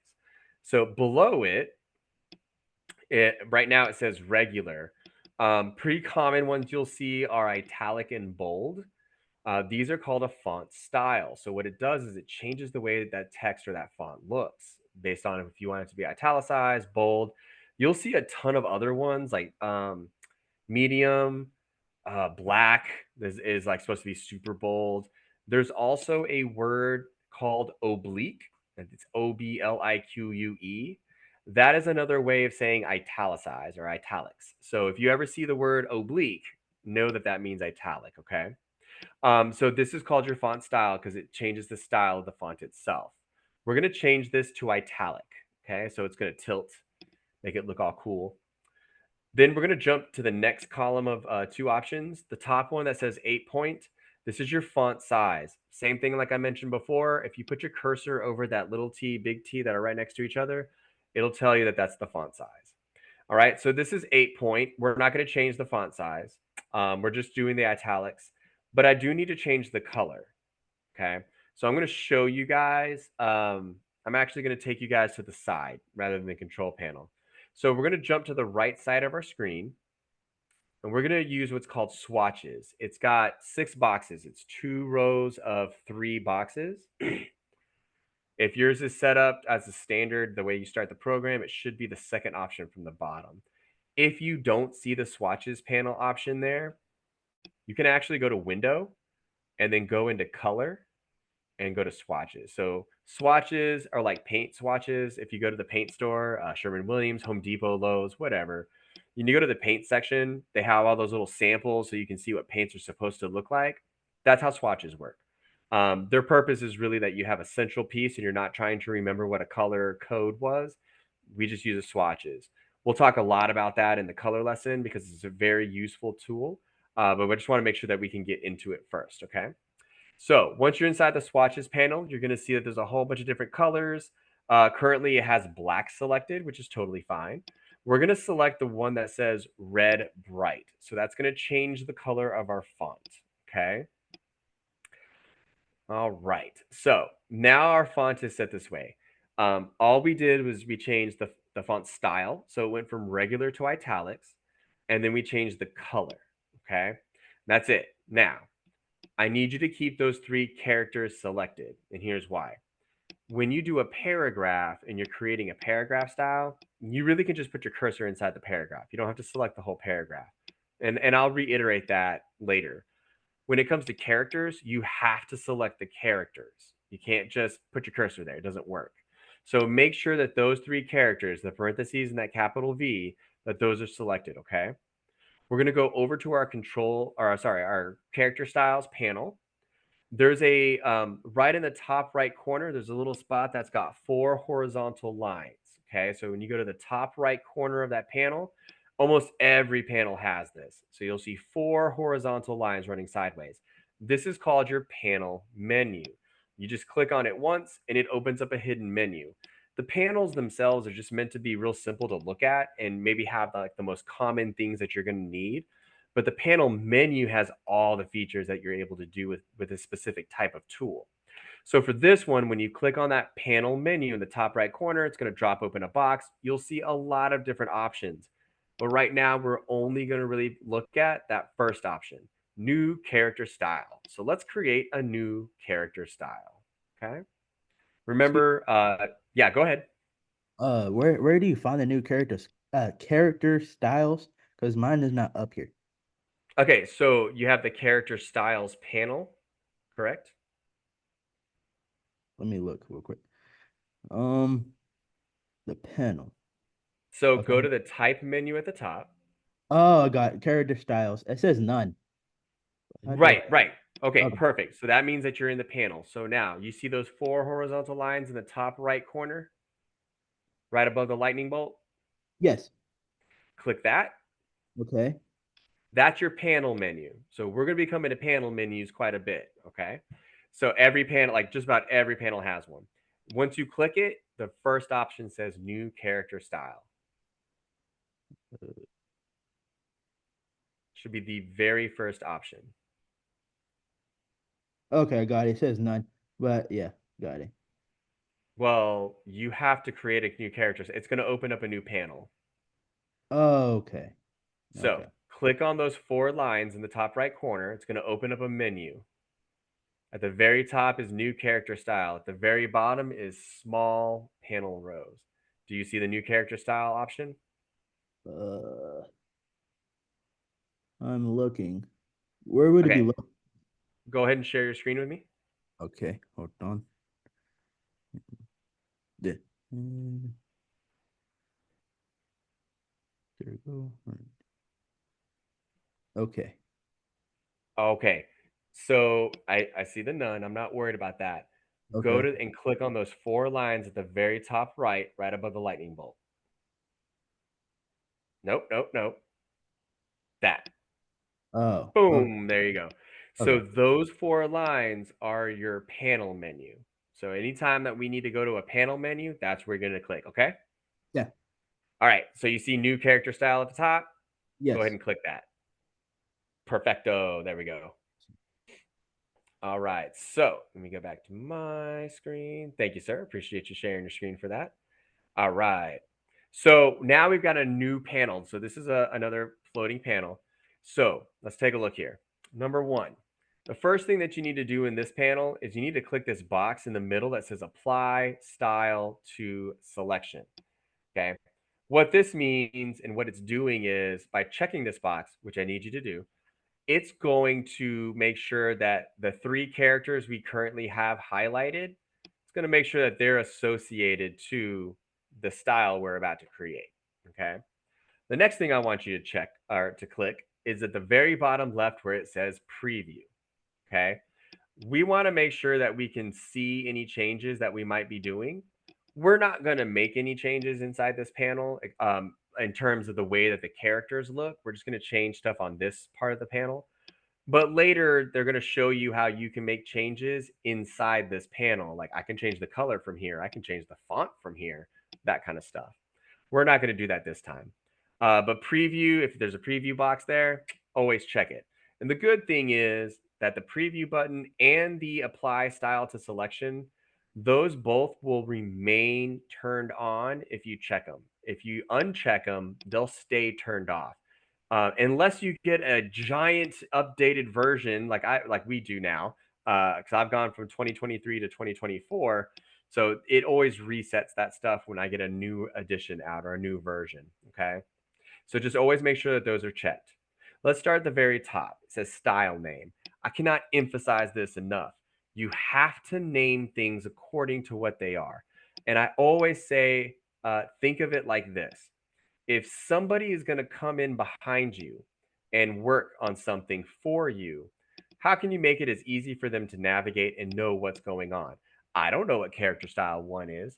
Like, if you name it to what it is, then somebody coming in can go, oh, so this is what it is. For example, we're going to call this red italic. Okay. Don't hit the enter key, just type in red italic. That leads me to another point. Don't hit the enter key for everything.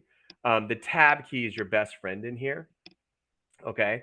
If you hit the enter key, it's going to automatically just apply whatever you've done so far to this character style. So do please get in the habit of not just hitting enter at the end of text. Okay. So we're going to name this red italic. That tells somebody that this changes the characters to the color red and it applies an italics to them. Okay. Um, Otherwise, for the general, we're not going to mess with that right now. We'll take a look at it later. And then where it says style settings, this is actually a pretty useful little panel to see, because it says none, which is fine, because that's what it starts out as. Then you have italic and color red bright. That tells you the changes that you made, right? So that's where it becomes really useful, because you can actually look in here and see that oh yeah, this is the settings that I want to make a difference, make a change with. So we've got those there. We've gone ahead and checked the apply style to selection. We checked the preview box, and then we changed the name to red italic. Easy breezy. That's all we really got to do. So let's go ahead and hit OK. Uh, So yes, go for it, bud. how do you spell italic? It's ITALIC.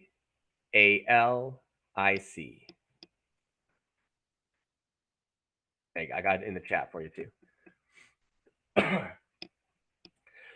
Once we hit OK, because we have these three characters selected, you're going to notice that the character styles, it's red italic. It's right there. We just created a character style. Congratulations. And B, you're going to notice that it's lit up kind of a blue color. That means that this style is currently being applied to these characters.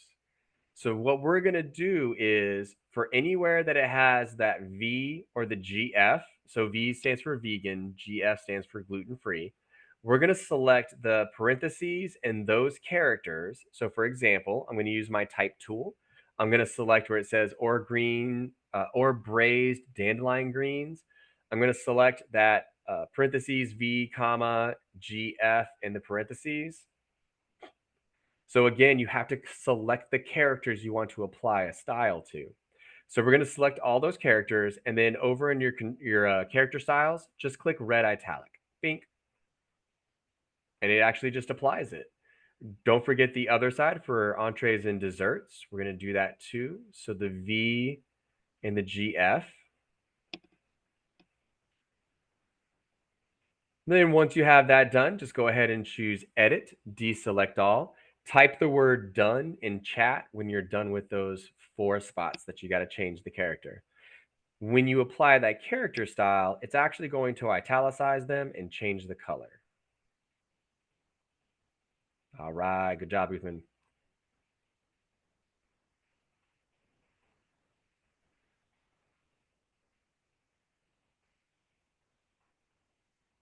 All right, good, Cameron.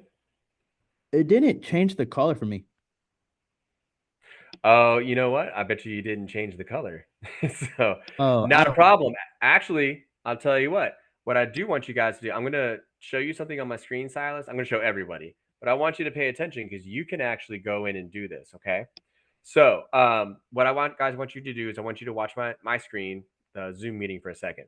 So a lot of times we don't always understand uh, the ability of what styles do in terms of if you have multiple places. So imagine if you wanted to change the color of these from red, you want to change them to a green. You would literally have to do this process all over again of like selecting, changing the color.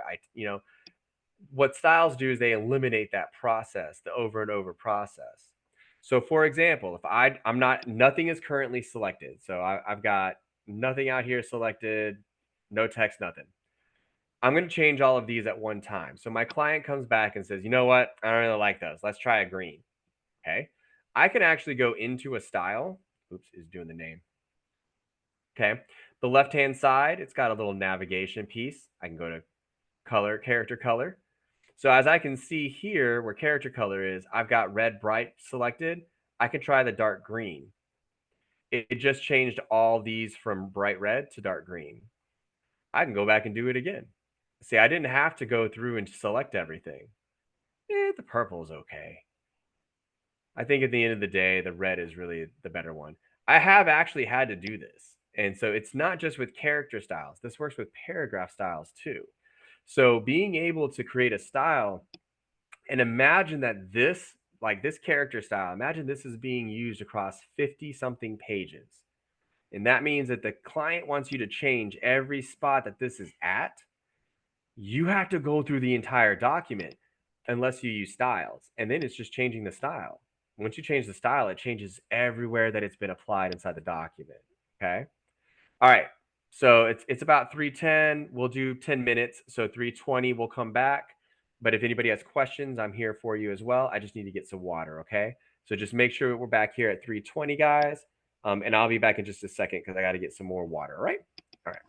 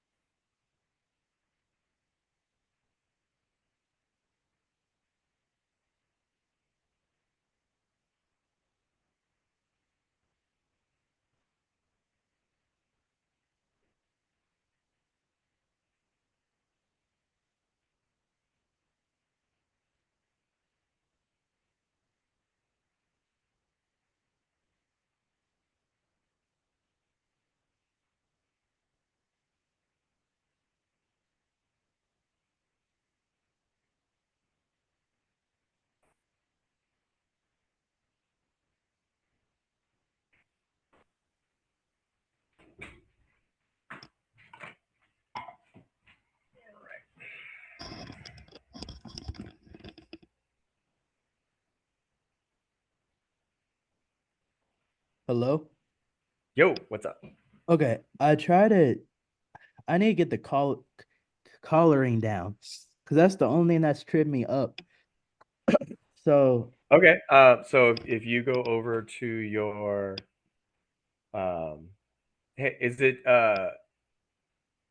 hang on just a second, Silas. Is it Jahiri? Is that how you pronounce it?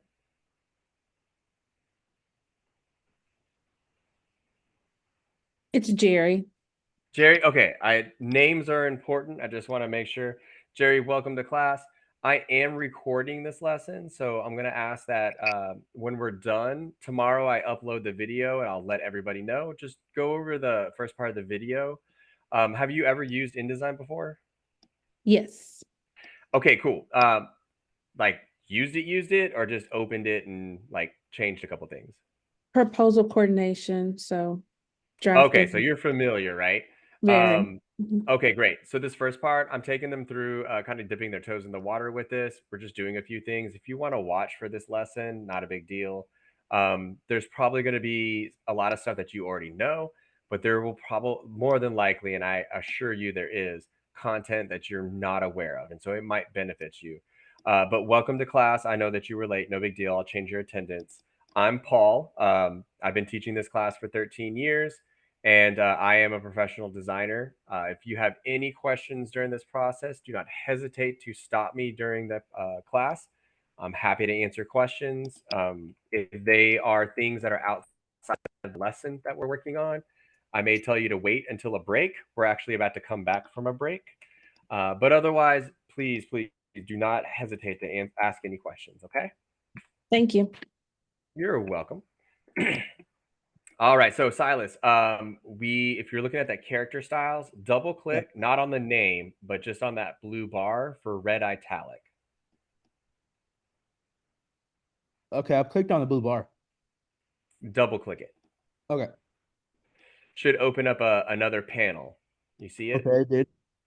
Yeah, it's kind of like the one that we looked when we were setting this up, Oh, right? okay. I got to change the color. Okay, I got it. Yeah, so go to character color on the left, Yep. and then you'll see the colors there. Just choose red bright. All right. Cool. Perfect. Okay. There we go. All right. Thank you. Hey, not a problem. All right, so we got Let Jerry. me mute myself real quick. No worries. All right, Jerry, I got your attendance taken care of too. Jerry, do you have the files or the folders for the lessons? I see them in the email link, but I haven't downloaded them or saved them anywhere yet. Okay. In the meantime, right now, for this class, I think really like time-wise, probably just gonna go through and do we're in lesson 2, and then I'm multitasking here. I'm gonna put it at the bottom of the chat for you as well. That's the link to the folder. So I put stuff on my Google Drive for you guys to access. I do use the book. It becomes a really great reference tool. And I do follow along because rather than just showing you how to make something in InDesign, the class is about how to use it. So, but if I show you how to make like a poster, I didn't show you InDesign, I showed you how to make a poster. So the lessons are constructed to focus specifically on certain features inside of InDesign. Lesson 2 is just an overboard introduction. It's very broad, very simple. Lesson 3 is going to be about pages, and it's everything about pages. And we're talking about the pages panel. But definitely, the book is very helpful to be able to follow along and reference later. I go ahead and provide the lesson files just in case, because it's easier once I get them downloaded just to share them with everyone. So you can download them all at once if you want, but more specifically for today, if you'll just grab the lesson 3 folder, you probably know you have to have everything. You can't just have the InDesign file. We don't normally embed stuff. So excuse me, just make sure that you download that folder or all of them. And then when we jump into lesson 3 here shortly, you'll be able to kind of come along with us. I know it'll be kind of boring in some places, and I'm going to apologize, being that I've been a designer for 23 years. I understand. But even I've been through situations where I got training and there was something I picked up. So there'll be some stuff in there that maybe clarify something that you weren't aware of, or it'll show you a feature you weren't aware of at all. More than likely, you've never done interactive PDFs, and that's actually the very last lesson we do. So there is always going to be something to gain from the class itself too. So, but awesome presentations. Wow, that's crazy. Surprised they don't use PowerPoint or slides for that, but I'm glad they don't. All right, and we got a few more minutes for anybody else pops in. Yeah, I had to do a presentation and I had to do like stuff for like creating like art and stuff like that. But some things is just a eye opener and I haven't used this in a long time, so I'm kind of getting refresher. And honestly, like I started the marketing firm actually a couple of weeks ago, but it's one of those things where someone asks about like my class and whatnot. I'm like, I love teaching this because I get to learn all the cool new stuff. But even at this job, they're like, well, you're going to have to learn like Google Business. And I was like, okay, it's just knowledge. If you know something in the business world, it's going to help you get a spot. And a lot of the people got interested in my teaching, but a lot of people were interested because I knew how to use Premiere Pro. I know video editing, I know audio editing just from hobbies and such. So you never know. You just look, I mean, I know how to use Acrobat, and it's a garbage program. It totally sucks, but I still know how to use it. So it's just like Publisher too. Let's see. And then Jerry, we about every hour, 50 minutes to an hour, I try to give everyone a break, give you a chance to get up and stretch. It's also a good time to ask or answer any questions as well that are not about a lesson in general. So just kind of catching you up to some of the stuff in the class. The link for y'all, this is actually the meeting link. So every Saturday, I try to open up the Zoom meeting about 30 minutes, like 20, 30 minutes early, allow people to pop in. That way I can get everything set up. If you have questions, you can ask for sure there.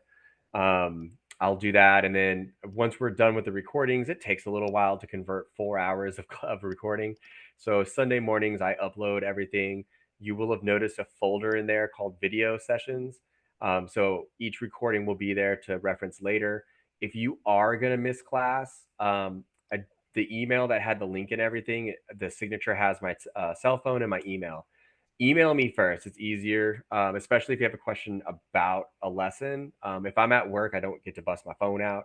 And so, because I'm super, super busy creating stuff. So I can real quick open up my email and I can type out an email real quickly. Plus, if I'm helping you figure something out, about 97% of the time, I know what's going on because I've been doing this for a long time. So it's easier for me to type out a slightly long set of instructions versus my cell phone. I'm old. I'm 45. I can't type that fast. So just email me if you can. But if you're gonna miss class, just shoot me a text. Let me know who you are because I don't know random numbers. But just say, hey, I'm Jerry. I'm from class. I'm gonna miss class this weekend, or I'm gonna be late logging in. Just let me know because if you're gonna miss class, I'm recording the classes. You can always go back over this stuff. And B, if you're going to be late, I can at least get you caught up. So I try to be really accommodating as much as I can because I know we all have lives, that are going on. All right. Let's go ahead and jump back into the lesson. Did you have a question, Jerry? No, I was just going to say my apologies and disregard the 50 frantic emails you will see trying to log into That's this. okay. Did you email my call-in email? I emailed everyone because I am old and I did not think for the life of me that the link would be in my Outlook email. I didn't know schools use that. So Well, so so yeah, and this is one thing I need to make sure I send in the email tomorrow too, is if there's a specific email that you check, please let me know what that is. That way I can make sure you have your emails. Otherwise, I absolutely make sure it goes to your calling email because that way you have no argument. Because, like, for example, right now, y'all, I've got 4 people in class. I should have 2 more. And this you're on happens a lot. mute. But it ain't you. It ain't you. And the reason I asked specifically was somebody with the last name Moore emailed me and said, I'm in your class. I need this. And they're not in my class. So I'm going to have to email them in a little bit and just say, you're not actually in my class. And I don't necessarily just let people in my classroom. So no big deal there. Don't sweat it. Today's the first day. Just, no big deal. But do try to jump in at 1 o'clock on Saturdays. At the end of class today, y'all, I'm gonna make sure to, and I'll include it in the emails too. But there are actually 2 weekends that the campus is closed, so we're not gonna have classes. But I will always remind you guys of those as well. But y'all, let's go ahead and jump back into the lesson. So we went over styles. Well, let's start out from the beginning. So we looked at about our workspace. Remember that dark gray area around your document? It's called a pasteboard. We'll talk a little bit more about how that's used a little bit later. We went ahead and changed some text. So we changed that cafe to bistro. It's text, man. It's really easy to go in there and make changes like typing new stuff out. We did place some text into these 2 boxes at the bottom, so that starter and small plates and the entrees and desserts. We noticed that it was what's called text overflow when that little red square pops up at the bottom. So we flowed from one box to the next. You can do this. I've had it flow from page to page. That's how really cool that feature is of text flow, making it go into a different box. We'd still notice that it was pretty big, so we went ahead and used some preset paragraph styles. So body copy is our default, if you will. I'm air quoting. That's what most of your text, just for your regular body of text inside of a document, that's the size it's going to be. This was pre-made, so we would changed everything to the body text. That's what all the black text is set to. Then we did the starters and small plates and entrees and desserts. We went ahead and set that up as a subhead. So that way it would title our columns here. All right. And then for the character styles, we went ahead and actually created one. Now, creating character and paragraph styles are extremely similar. So when we do come around to creating a paragraph style, you guys are going to notice that it looks really familiar, which is awesome because it makes you feel a little more comfortable stepping into that. But we selected the parentheses, the capital V, both parentheses in that capital V. We changed it to an italics. We changed it to the color on it to that red. And then we created a character style with that. Then we went through and we changed or applied that character style to anywhere there was a parentheses with those letters GF or the letter V inside of them. And then, as I showed you guys before we went into the break, if you go in, it's so simple to go in and make these changes to a style, and it changes it all over. And again, like I've done this where I've had to make a change, and it's probably like 50 to 70 pages that it actually had to change some content on. So it's really awesome uh, being able to use these styles because they can be applied and they can be changed so quickly. I got you, Jerry. Hang on just a second. And they can be changed so quickly that it saves you a lot of time in the long run. Okay. Yes, Jerry, what's up? I didn't ask for anything. Oh, your mic was on. I apologize. All right. So we created that character style. So the next thing we're going to take a look at is we're going to bring a graphic into our document here.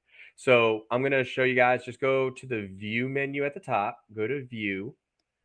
And then you're going to go past proof setup, proof colors, past the zoom in, zoom out.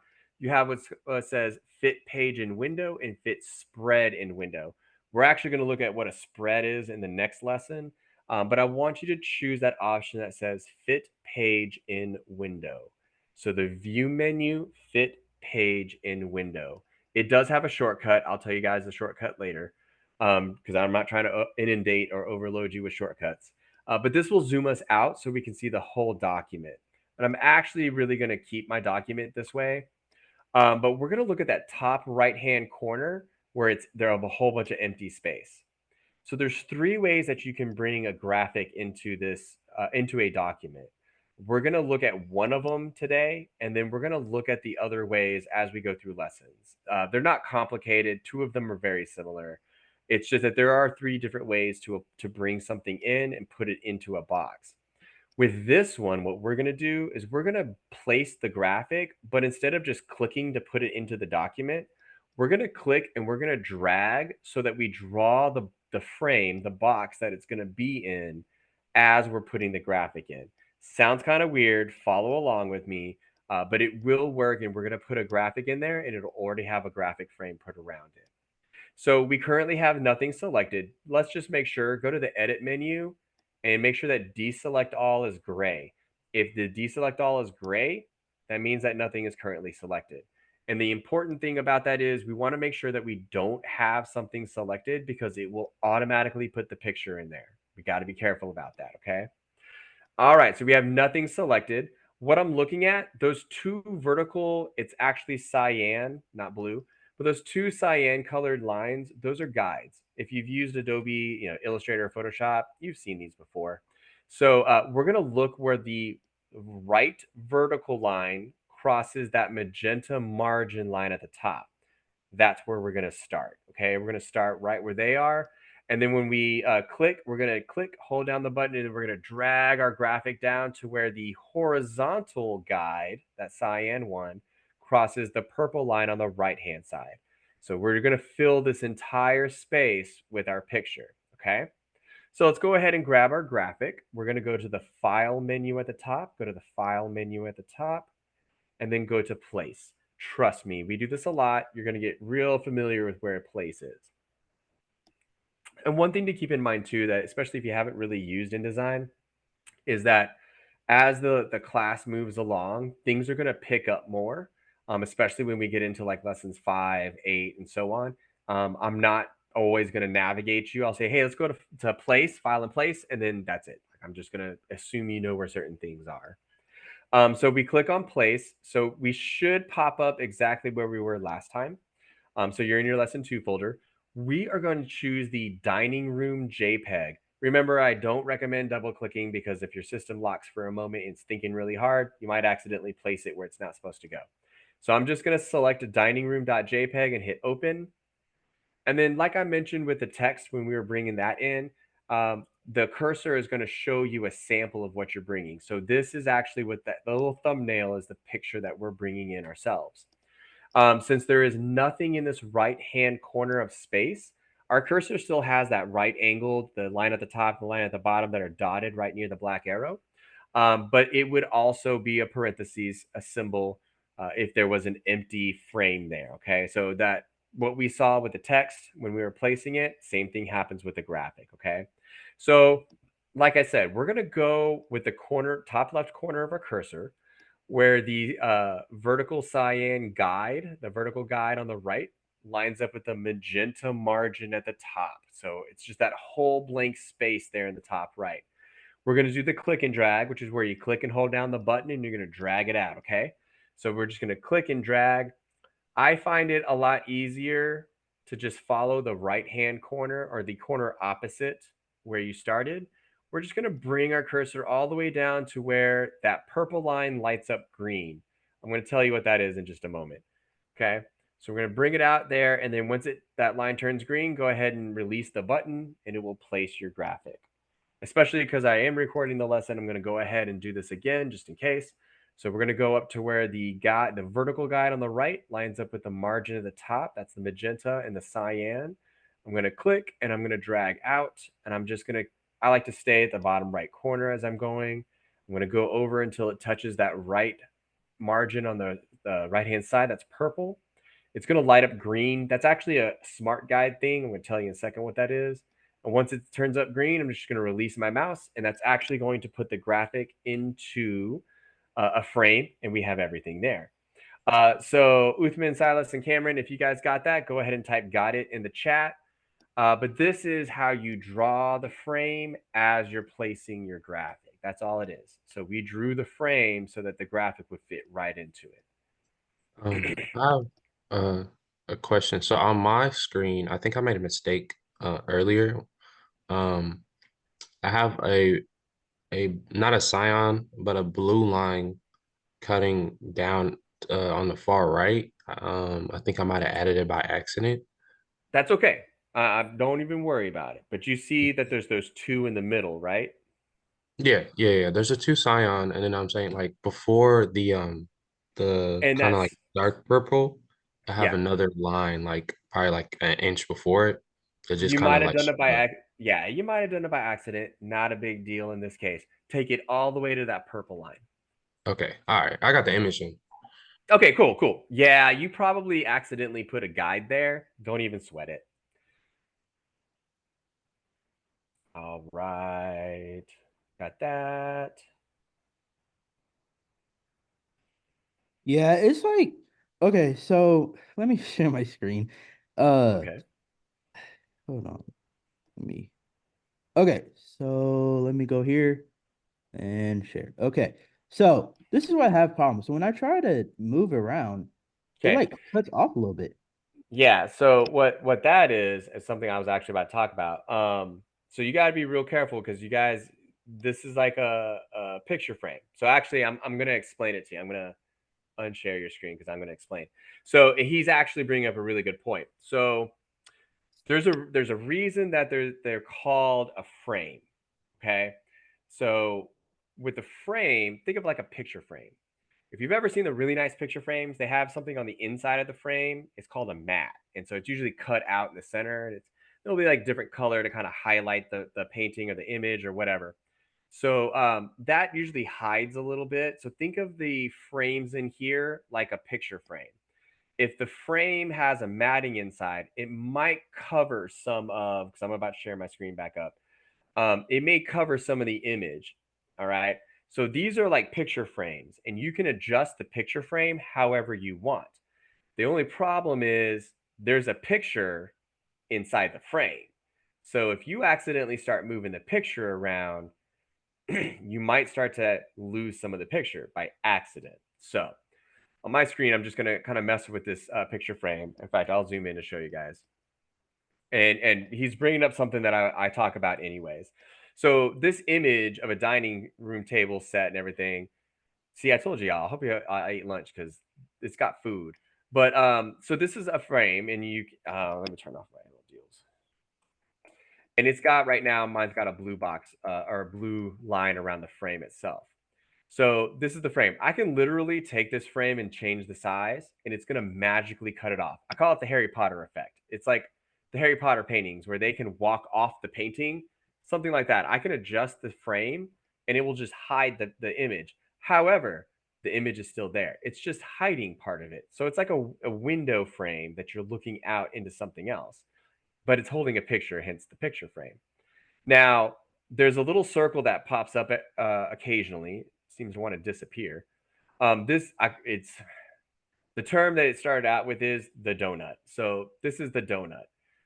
Don't click the donut unless you're told to. So there's a picture inside the frame. When you click the donut, you'll notice that the outline around your picture turns, it's kind of like an ochre brownish color. That means that you've selected the image inside the frame. So now if I move the image, I'm moving the image off frame. So that's what Silas was experiencing. There is, you can backtrack if you want, Silas. You brought the image in, and we can still practice with some of that. But this is a very common occurrence. You just have to be really careful because again, if you start moving that picture around and you start to notice it getting cut off, you're moving the picture inside the frame.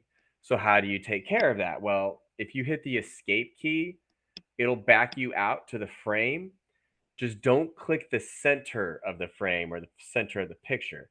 Then you can just grab the frame and move it around. Okay. And when I tell you that this is extremely common, it's so common it happens to me all the time because I'm moving too fast. So that's another thing too, is make sure that part of the objective here is to slow down and make sure that we're looking at that we're looking at what we're doing and understanding that the process. I can do this without even thinking because I've been using the software for so long. But if it's new to you, slow down, take a breath, relax. We're going to practice as we go through the class. Things will pick up. Okay. I have a So question. that's what yeah, go for it, bud. My bad. You can finish what you're saying, but I was trying to get back the stuff on the sides. I kind of lost that. I don't know how to get that back. You mean like your toolbar and stuff? Yes, Hit the tab key. the tab key. Okay. All right. Tab key. Did it come back? Oh no, where's the tab key? Yeah. It should be in the left. 2 spots down from that escape key. Oh, yeah. Tab. Mm-hmm. Okay, but the still on the left side didn't come up, but I see the characters and the paragraph styles, but I don't see everything else. Okay. Share your screen real quick. Let me take a look. Okay. Because I think I might know what's going on, but I got to see first. There, yeah, it's right here. Like, there's no stuff like that. So, I mean, I got this stuff, but the ones on the side is not coming back. I don't know how to get that. So, okay, hit the tab key. Okay. Okay, everything disappeared. Okay, bring it back out. Hit it again. All right, go to your window menu at the top. Okay. Window menu. Go to tool. Oh, tools is checked.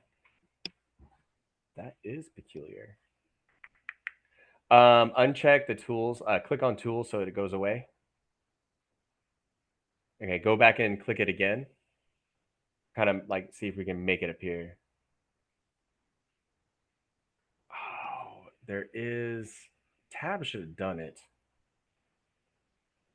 Oh. I'm going to think for a second. Because I can see almost all of your screen. That is peculiar. I got to try to. Has this happened to a lot of people? Yes and no. Normally hitting tab makes everything come back because I can see like you can't see your control panel right now, can you? Nope. That's what I mean. Like it should actually be showing the control panel. So the thing is that toolbar can be moved. So you may have moved it onto like another screen if you have multiple screens. I just accidentally removed mine. There we go. We're about to finish up this lesson. So let me finish the lesson because I am recording it. And then we'll take a look before lesson 3 because you also may need to save your file and then close InDesign and reopen it. See if that works. Okay. Okay. This next part is not a big deal, so I wouldn't worry too much about it. Cool. All right. So, and he brings up another good point too. Is if your toolbar, your control panel, and all your stuff disappears, um, just keep in mind the tab key can actually make them disappear. So you might have hit it by accident. It That's how I found out, as it happened to me. So not an uncommon thing. And I don't know how I got these squares, but I'm going to figure that out in just a bit because they magically appeared. Okay, so what we're going to do now is we are going to hang on just a second. I'm going to make a judgment call. Object style is not going to worry about that. We can just end lesson 2 here because the other stuff we'll do in some other lessons, and this will help us with some time. Okay. So this was just your basic introduction to InDesign. I got to figure out how I got those squares on there. Anyways, so as you can see, look, the question I usually get asked is, well, what do I use InDesign for? It's what it's referred to is it's a layout and design program. It's focuses in controlling your text. We can control the flow of text, the way that everything interacts together. I can make text flow in a circle. I can make it go around an object. I can control how that sits. I can just do so many things. A lot of people don't realize what they should be using InDesign for. So, for example, the ads that I do at my job, yeah, that I honestly think they should be done in InDesign. But the main person who like started there as a designer and has kind of built the design program or department, she doesn't know how to use InDesign and doesn't like it, so she uses Illustrator. I worked in an ad agency, and the first thing I said when I walked in is, "Y'all should be using InDesign for this. Why are you using Illustrator?" Oh, it's just the way it's been. It's not hard if you understand InDesign and you're comfortable in it. It's not hard to move from one to the other. They just refuse to. So this is another reason to learn InDesign, is because you may end up in a job that uses InDesign and it's going to be beneficial for you. I got hired at one job because I knew how to use Quark Express. Quark was the program that came out before InDesign. It is what InDesign was built from, and it's no longer used. They never kept up with how fast Adobe was producing and modifying and growing InDesign. So knowing that, just even knowing how to use a little bit of a program can be a benefit for you in that end. But this can be used for a lot of things, whether it's business cards, flyers, pamphlets, books. I use it with a clothing company, which is why you'll sometimes see on my screen in my InDesign all the little like people and things. It's just because I do that. I put graphics onto things as mock-ups for a company. I get paid a little bit for it, but I use it because I'm comfortable with it. It just has a lot of different types of uses. But lesson 2 kind of gives you an introduction. And believe me, we didn't even come close to really scratching the surface. But that's a lot of like some of the basic stuff that we're going to be doing. Okay. So what we're going to do next is we're going to jump into lesson 3.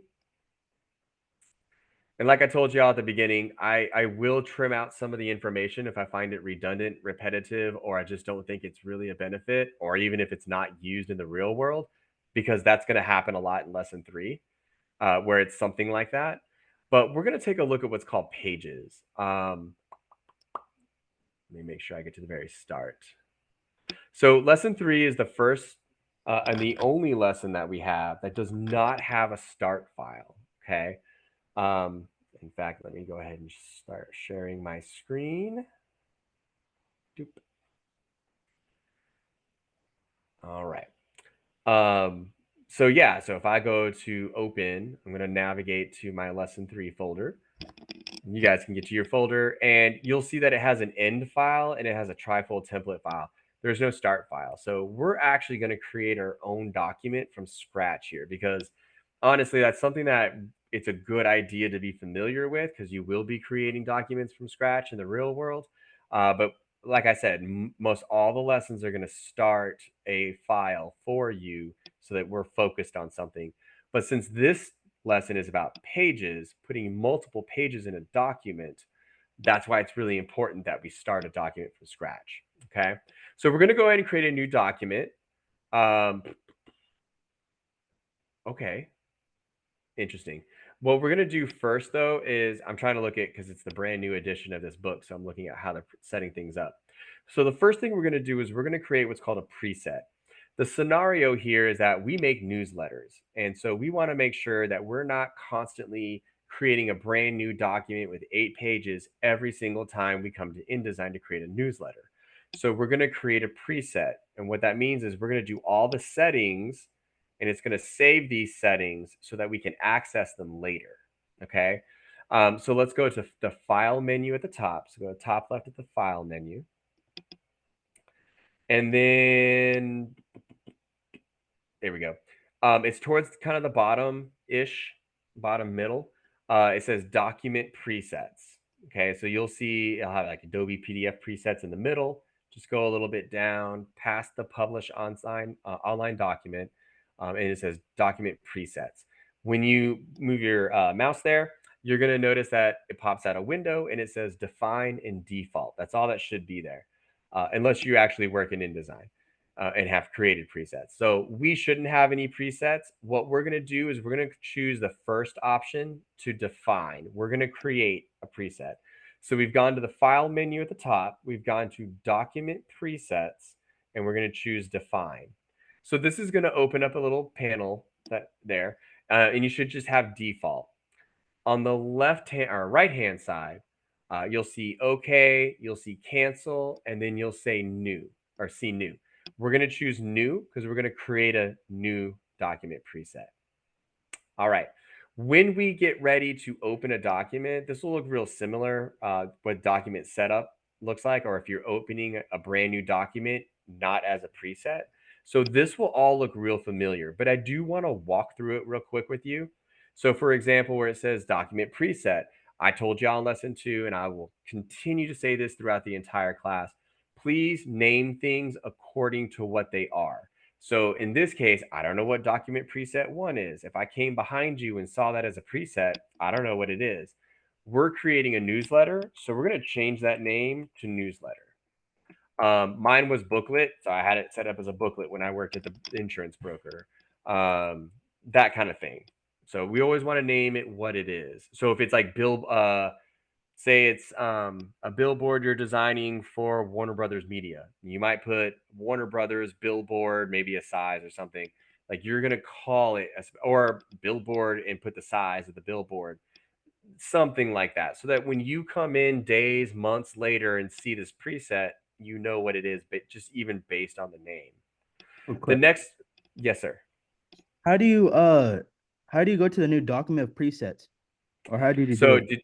did you get to the document presets?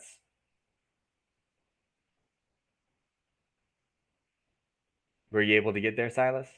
To that panel? Hold on, let me open it back up. I got to the template, but not the preset. Okay. So what I need you to do is go to the file menu. Okay. And then kind of midway down, you'll see Adobe PDF presets. Go down just a little bit further and see document presets. Oh, I See got you. it? Yeah. Then go to define. Okay. Got a panel that pops open. On the right-hand side, click on the button new that's in the middle. Okay, I got you. Thank you. Yeah. So we're going to call this one newsletter. Okay. All right. So we got that. Right below is an option called intent. So while my intent is normally world domination and getting rich, they only give us the options for print, web, and mobile.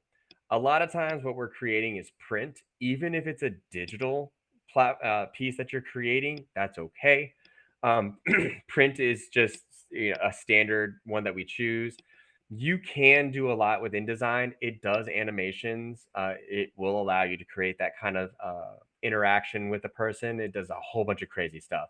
A lot of it is not used. That goes into Acrobat and how we look at documents. A lot of corporations, large corporations, will not update to the newest version of something because there may be bugs or vulnerabilities. And also, they have to put in their own security aspects to it because they're network. So when I worked for Wells Fargo and their insurance division, that's what happened. It took us 3 days before we had access to the Creative Cloud because security parameters had to be put inside of it since we worked for a banking organization, an international banking organization. So don't be surprised if if you're creating something that's not printed, you can still use that option. It's not a big deal. But for example, the mobile, that really has to do with digital publishing, that kind of a platform like Kindle, Apple Reader, stuff like that. Web aspect, you could create a website in here. It's a whole lot of work on the back end to make it work right. So I don't recommend doing it. Don't create business cards in PowerPoint. Please don't create websites in InDesign. But for what we're about to create, even if it was a digital newsletter, we're just going to assume that it's print. Okay. Below that is the number of pages. This is the number of pages that you expect to have in your document. Don't worry if you don't know. Just start out with whatever number you think is comfortable. Um, a lot of times I started with 32 in a booklet just to keep it simple.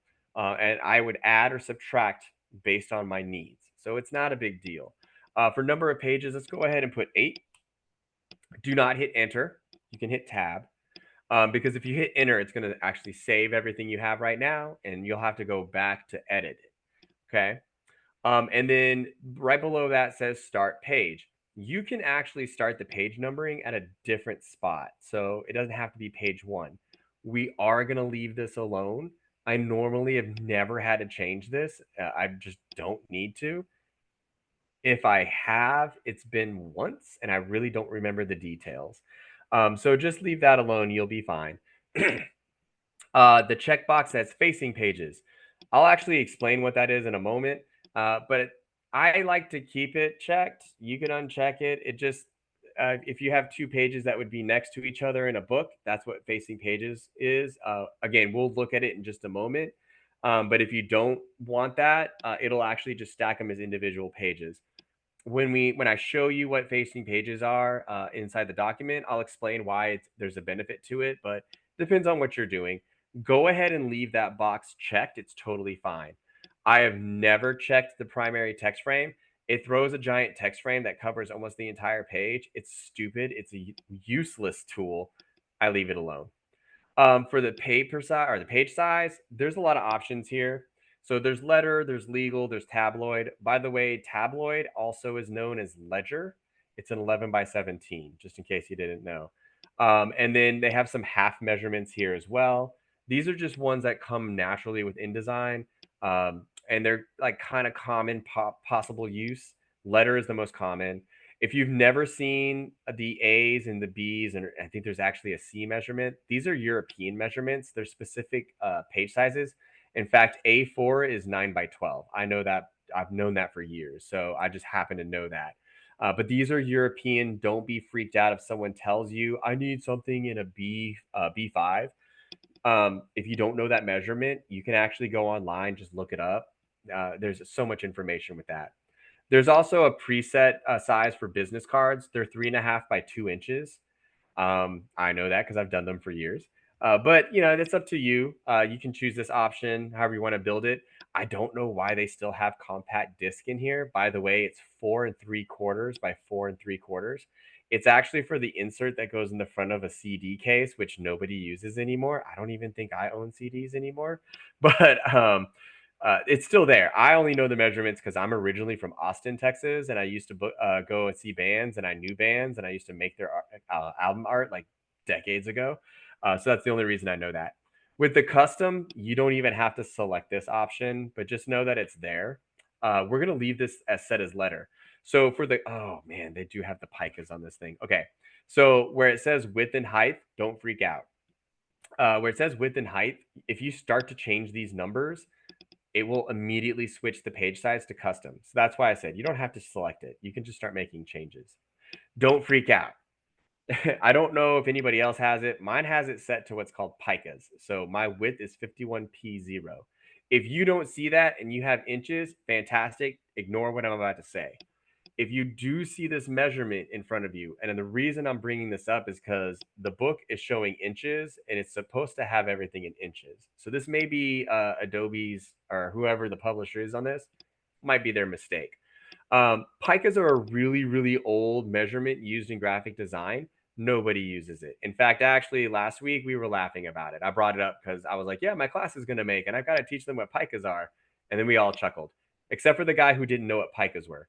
So just know that they're a type of measurement nobody uses anymore. What I'm going to do is also show you guys how to change that, but I'm going to show you how to change it inside of a document once we get this thing set up. Don't worry about it. It's not a big deal. And once you change the measurements, they won't go back to picas. I think this is because I got that massive update from 2024. And I just may not have been paying attention to the settings. So we're just going to leave these alone. It's 8.5 by 11. But if you're ever curious about picas or you run across that somehow randomly, let me know if you need me to remind you. It's not a problem. The book actually does have a section in this lesson that explains it. To the right of that is orientation. So this is portrait versus landscape. If you take a regular piece of paper and set it in front of you, the regular way that we normally read paper, that's called portrait. If you turn it sideways, it's called landscape. Okay. It's just dependent upon how you need things to be set.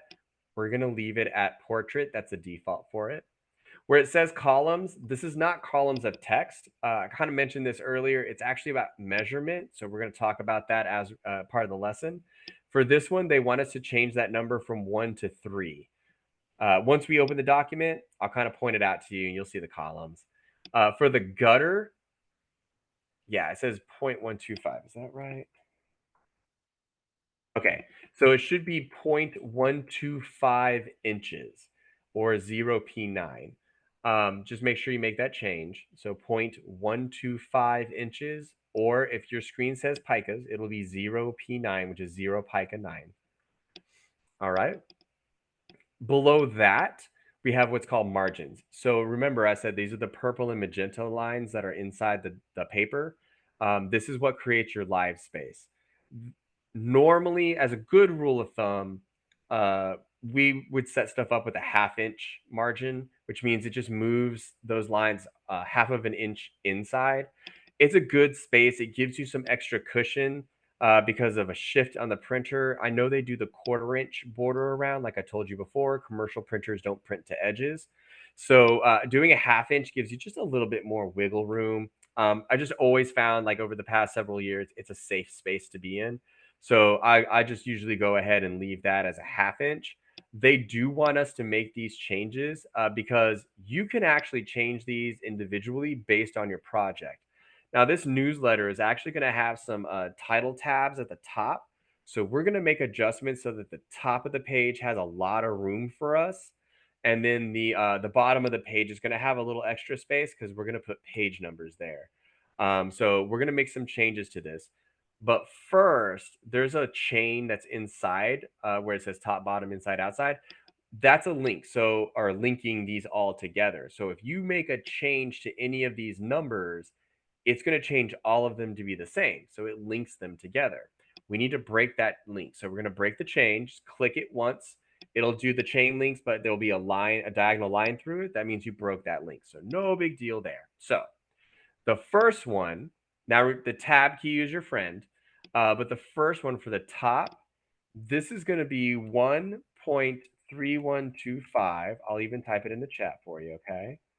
So 1.3125 inches. All right.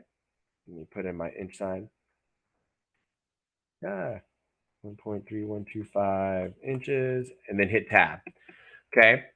Again, we're purposely making a lot of space there because it's going to have some title tabs up there.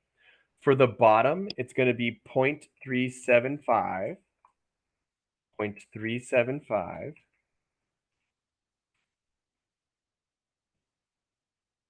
Ooh, the inside. When it says inside, because it's doing facing pages, this is where the binding of the book is. So it's that crease where the pages curl in. All right. So for the inside, they want us to do a ½ inch. So that's going to be 1/2 inch. Whoops. It's just the I. All right. So 0.5 inch.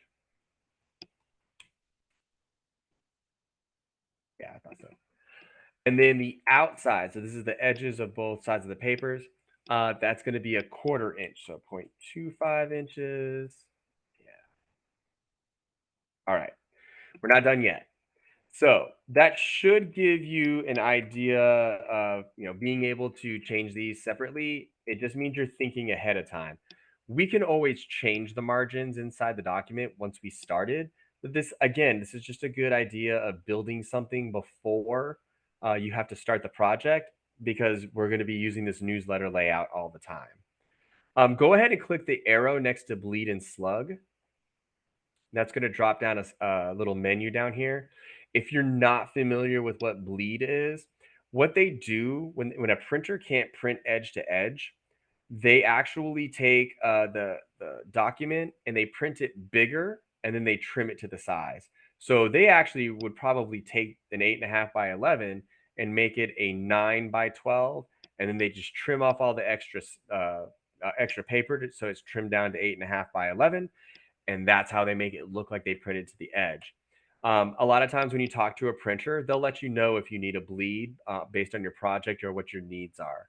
For this one, I believe they do want us to do a bleed, and it'll help so that we can see what it looks like. For our bleed, we're gonna leave the chain that's on the right hand side. We're gonna leave that alone, because we only need to change one of these. It'll change all of them. Okay. So for where it says top, it's going to be 0.125 inches. So 0.125 inches. And then if you hit tab, it's going to fill all of those boxes with that measurement. If you're doing picas, what I'm doing is actually typing in the measurement and then doing the inch symbol and then hitting tab. So it's doing that. You can also look at my screen if you need for the pica measurements. So all the bleed, this is what's going to go outside the document. And once we open the document, I'll show you kind of what everything is. That way you're familiar with it. Everything has a color, which helps identify it. Okay. The slug. I don't think I've ever actually met anyone in my class that knows or has used the slug area. I have. It was once, and that was it. So now I used it at another job because I knew what it was, but at the ad agency, that's how they use the plug-in triple diamond. They put it in the slug area. The slug area is an area that you can put into your document. It's outside the page, and anything you put in the slug area will not print unless you tell it to. It actually takes a few clicks to get to that point. And in fact, actually, when we get ready to export PDFs and stuff at the last day of class, I'll show you. I'll be like, hey, remember we talked about slug on the first day? This is where it's at. So again, you probably never need to know where it is. If you ever run across a job and it comes up and you're like, oh crap, I don't remember. Hey man, let me know. I can re-explain it to you. I'm happy to do that. It's not a problem. I can just tell you that of all the years that I've had jobs, only one of them was using this regularly, and the other one I was using it because I knew what a slug was for whatever weird reason. My first job, I just happened to know what that is. So we're gonna leave that one alone. But the bleed is actually a pretty important thing if you need it. Okay. All right, so we got this all set. We named it. It's newsletter. Our intent, because world domination isn't an option, we're going to leave print. We are leaving them facing pages. I want y'all to see what they look like, and I can explain why they're useful. We're doing 8 pages. Remember, if you're doing a booklet of some sort, numbers that are divisible by 4, that's going to help you out with that. Okay. For page numbering, we're going to start it at page 1. It's totally cool, not a problem. I'm sure there's a time you may need to switch that to page something or other, like 8 or 5, but we're mostly going to leave it at 1. Our page size is going to be letter. Don't freak out if your measurements are picas. I'm going to show you how to change that. But we've changed the measurements, or we didn't change the measurement of the page size, so it's still 8.5 by 11 inches. We're doing a portrait alignment, so it's just your standard paper, straight up and down. The columns, again, this is used for measurement. I'm going to show you guys how that works. So we're going to do 3 columns, and then our gutter space. This is actually the space between columns. I'll point that out to you as well. Is going to be 0.125. That is actually 1/8 of an inch, in case you wanted to know. For the margins, we did customize this. We gave ourselves a lot of space at the top, over an inch, and that was just because we're going to put some tabs there that are kind of big. The bottom, we gave ourselves a little extra space just because we're also going to put page numbering down there. For the inside, this is where the page curls into the spine of the book. So usually that's like you can get really tight in that, and you don't want your words to be too close. So we're giving ourselves some extra space just to push all of our content away from that curl and away from the spine of the book. And the outside, which is on the very outside of each page, we gave ourselves about half inch, no, quarter of an inch. We gave ourselves a quarter of an inch margin there. Okay. And then finally for the bleed, which we'll see that here in our document in a minute, we gave ourselves an eighth of an inch. Like I said, we'll take a look at that as soon as we open up our document. Okay. All of that's done. So let's go ahead and hit the OK button at the bottom of our panel. Don't worry, I see the time. I want us to open the document first, and then I'll have us do a break, okay? So now you'll see under presets, you have default, which is what InDesign starts with, and then you have newsletter. Bing, we're all good to go there. Let's go ahead and hit the OK button for our presets panel. So everything closes down.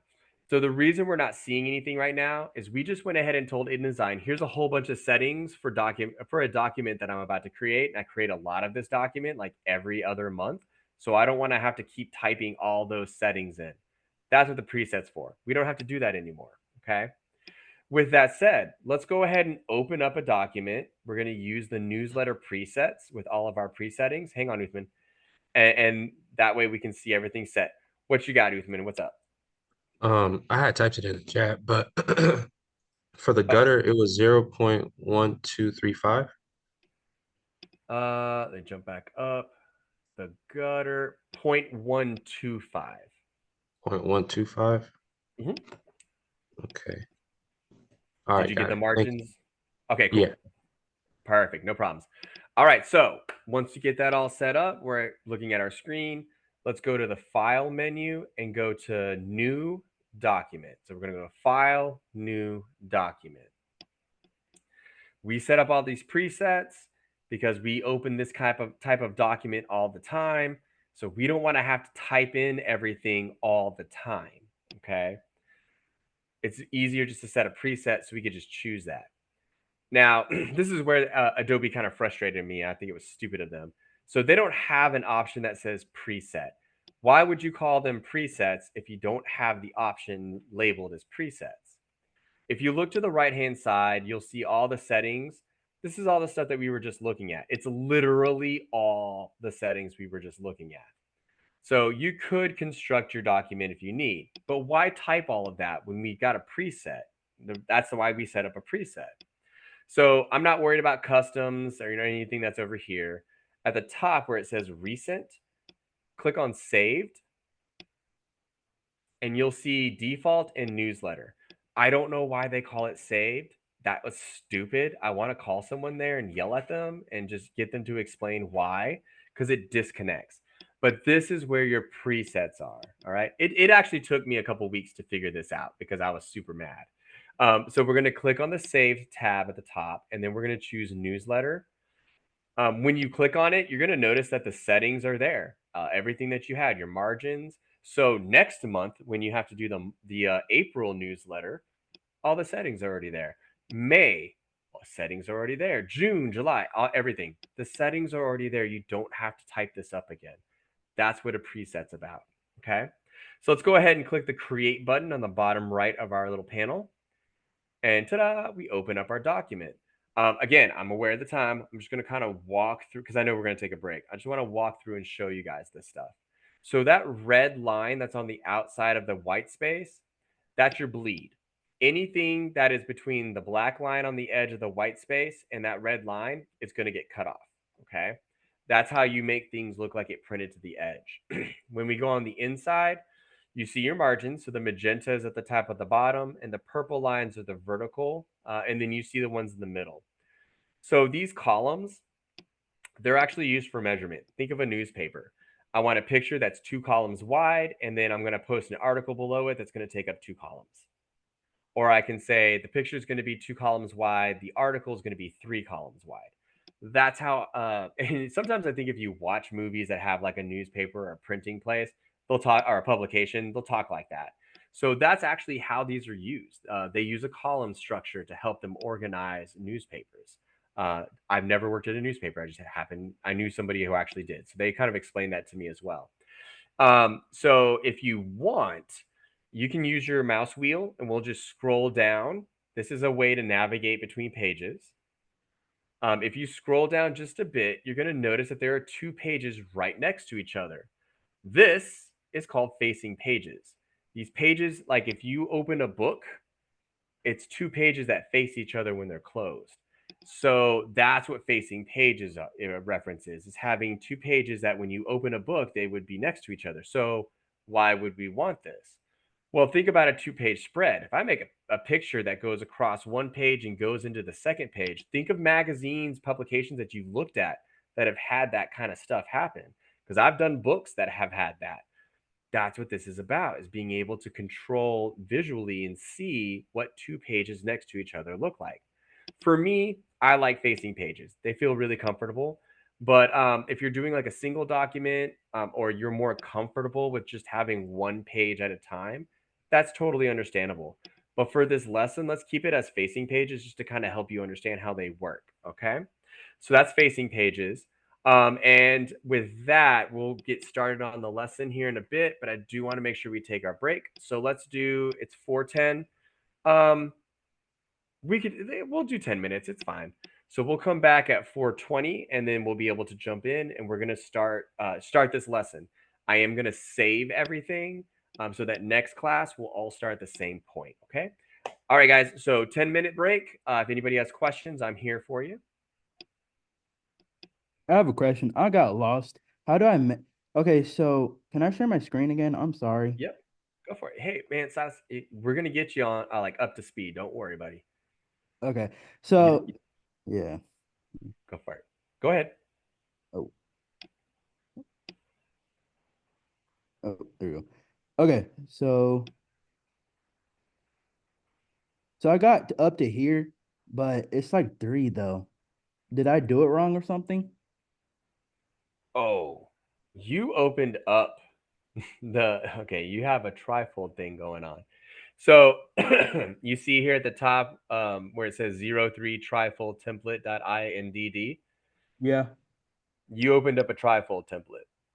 So go Oh, ahead and close that. All right, do me a favor. Go to the file menu, okay. go to new document. I just want to check something. Document Go to saved at the top of this panel. Saved. saved. Yep. Okay, you may have clicked something else. So yeah, click on the newsletter and hit create. Creates in the lower right, Oh, yeah. bottom right of your panel. Yep. There you go. There you go. You just accidentally opened up a trifold brochure template, which is Oh, kind of okay. cool to know it's there, but that's what you did Yeah. by accident. No big Alright. deal. Thank you. So with your no problem, with your mouse, go ahead and scroll down, like just scroll on the scroll ball or trackpad. Yeah. Oh, There you go. So these are called facing pages. Careful now. You're going real fast. So these are facing pages, okay? Where it has two pages next to each other. Think of a book when you open it, those pages that are facing each other when it's closed and you're opening, that's why they're called facing pages. They're right next to each other. Make sense? yes. All right. One thing that I do notice is that some of your settings are incorrect. That's gonna be okay. We're gonna make a few changes here in the break for you, okay? So the first Okay. thing I notice is you don't have the bleed. So what I want you to do is at the top of your top of InDesign, go to File, and then where it says Document Presets, right below it is Document Setup. So go ahead and click Document Setup. Okay. Oh, and you guys got picas. My bad. All right. So I'm gonna type in the pica measurements into the chat. Okay. So Okay. for your margins, Oop. all right. So for your margins, the top is going to be 7P 10.5. All right. All right. Click on bottom. Okay. That's going to be 2P3. 2, and then 3. Okay. Yep. Go to inside. Okay. That's 3P0. 3, and 0. Okay. Huh? And for outside is going to be 1p6. 1p. Then we're gonna put 6 right here. Okay. Okay, excellent. Now, right below all of that, you see where it says bleed and slug. Click that arrow to the left. Okay. All right. So for your bleed, that measurement, just go to where it says top. Okay. That's going to be 0p9. 0p9. Okay. Hit tab. Tab. Right here. Yep. Notice how that entire row suddenly turned to 0p9? That's Yes. because of that chain link on the far right-hand side. Oh. To Look at unclick your it? margins. No, don't unclick it, but look at your margins. Those measurements didn't stick. That chain link is linked. See where the margins are? Where it says top, bottom, inside, outside? Yeah. Yeah. So click that chain. Not that one. That's the bleed. Yeah. Where it says margins in the Oh. middle. Yeah. So when you break that chain, you can actually change these values individually. So no problem. We're going to go back from the top, literally. So where Okay. it says top, you're Yeah. going to type, yep, you're going to type 7p 10.5. All right. 10.5. Okay. Mhm. Bottom is 2p3. All right. 2p. And then we're gonna put 3 right here. Mhm. Inside is 3p0. 0. Okay. And then in outside is 1p6. That one should have been right. Mhm. Okay. All right. So we're good on our measurements. Go ahead and hit OK. Okay. And boom, there you go. Okay. So even as we're creating our documents and doing these presets, we can always go back later and open up, do that document setup, and it allows you to change the size of the document. You can change the bleeds if you need, or your margins as well. Does that make sense? Yes. Perfect. All right, bud. All right. And don't worry, man. Like I said, I taught someone who literally learned to turn a computer on 3 months before she was in my room. And even she, by the end of the class, was like cruising through the program. So um, it's not a big deal. In fact, I almost encourage you and everyone, and I'll say this at the end of the class today, download the video tomorrow and then try following along again. It's just going to help you get more comfortable navigating around and everything. So and I usually always recommend that to students in general. But we got Yeah. a few minutes. The It last time just I, takes practice. the last time I used this was a long time ago. Hey, not a problem. Believe me, I completely understand. But don't worry. Like I said, as we're going through the program, we're going to practice everything too. Jerry, I see you're unmuted. You got a question? I do. I wanted to let you know I do not have InDesign. Oh, that's a problem. You have to have access to the program. Um, So I do need to you not? Well, so there's a couple things, and I'll reiterate this later as well. You can do a trial, but I'm going to warn you that trial will likely expire by the end of the class. So the other part of it is you can purchase it.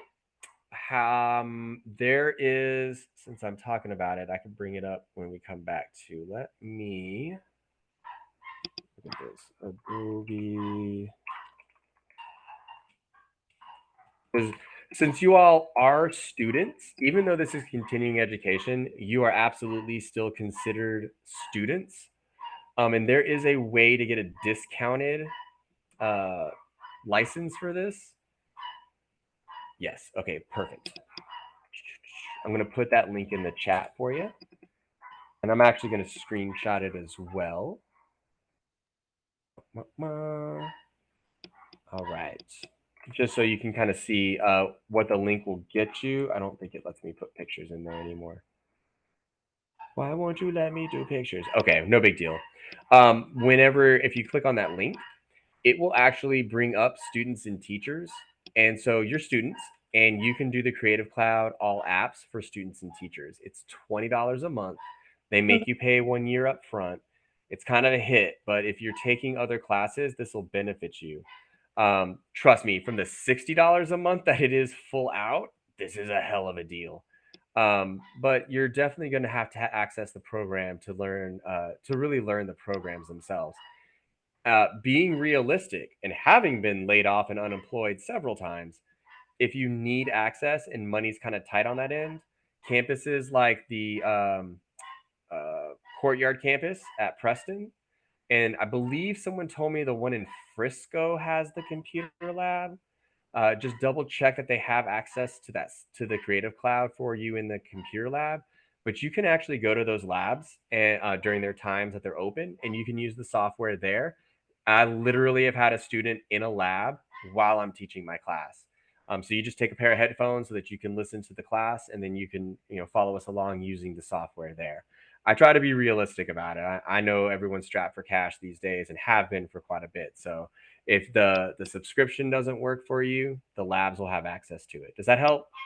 Yeah, thank you. Perfect. Yeah, no problem at all. If you want to do it on your own and you're able to get the license, make sure you get it by the next class for sure. Okay. But trust me, especially if you're taking other classes, it might be a benefit for that. And if you're doing this for work, that talk to them about getting them to pay you back for that, or use your work computer. so so we're coming. Go ahead. Go ahead. That's all. Thank you. Okay, no problem. For if anybody wasn't around during the break, we were kind of talking about using the software and such, and I know the others do have it. But hey, y'all, if you're doing the trial, that trial's probably going to expire because while we're doing 6 Saturdays, there's 2 of them that we're going to skip. It's still going to be 6. It's just two of them are like holidays where the campus or the college is closed. So, I don't want to make sure everyone doesn't get sucked into a trial and then suddenly it ends by the time the class is going. So, I did put a link in the chat. It goes to Adobe. Y'all just use your student emails and you should be fine. It's 19.99, so $20 a month. It's going to charge you for a full year. And that's the catch. So the student edition of this, basically at the end of the year, or when they do the massive update from 2024 to 2025, you actually won't have that update happen, and they'll encourage you to go and renew your license, yada yada. So just be aware, and it actually does allow you to pay month by month. I see the option. So this is a great option, and if you're trying, like if you're at work and they're wanting you to take this class, talk to them about, hey, can you kick me a little bit, or use your work computer if you can. But this is how you can get a license. They used to have it set up with Adobe where you guys, just your login credentials got you access to the suite, and they got rid of it a year and a half, maybe 2 years ago. No, about a year and a half ago, because I had a whole out thing with the director of our department, and I was like, that's ridiculous. And again, this is the guy who like lets me teach from another state, but at the same time, I'm looking out for my students, and so I've got ways to make it work. But if you guys need access to it, go ahead. But if you are in a spot tight with money and can't do this, shoot me an email and I'll get you accommodations or whatever I got to do to get you going. The big thing is, as much as I'll make jokes and kind of poke fun at things, listen, you paid to be in here and I get paid to do this. We're adults, so I'm going to try to give you everything that you deserve in terms of that payment. Because again, like I said at the beginning, I've been in your spot. I've been the student in one of our classes, even though I was also an instructor, but I know what it's like to sit on that side. So I try to make sure that I give my students everything and a little bit more if I can. So if it means something like I got to give logins, that's fine. I'll find a way. I'll go find somebody who can help me out with that. So, but we do need the software to learn.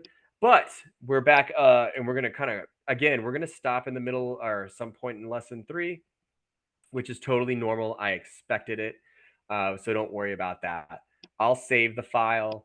That way, next time we're all going to be in the same spot. And don't worry, before we leave class today, I'm going to go over a lot of stuff, just some information for you. That way, we're prepared for the rest of the semester. I'm air quoting the rest of our 6 sessions. Okay.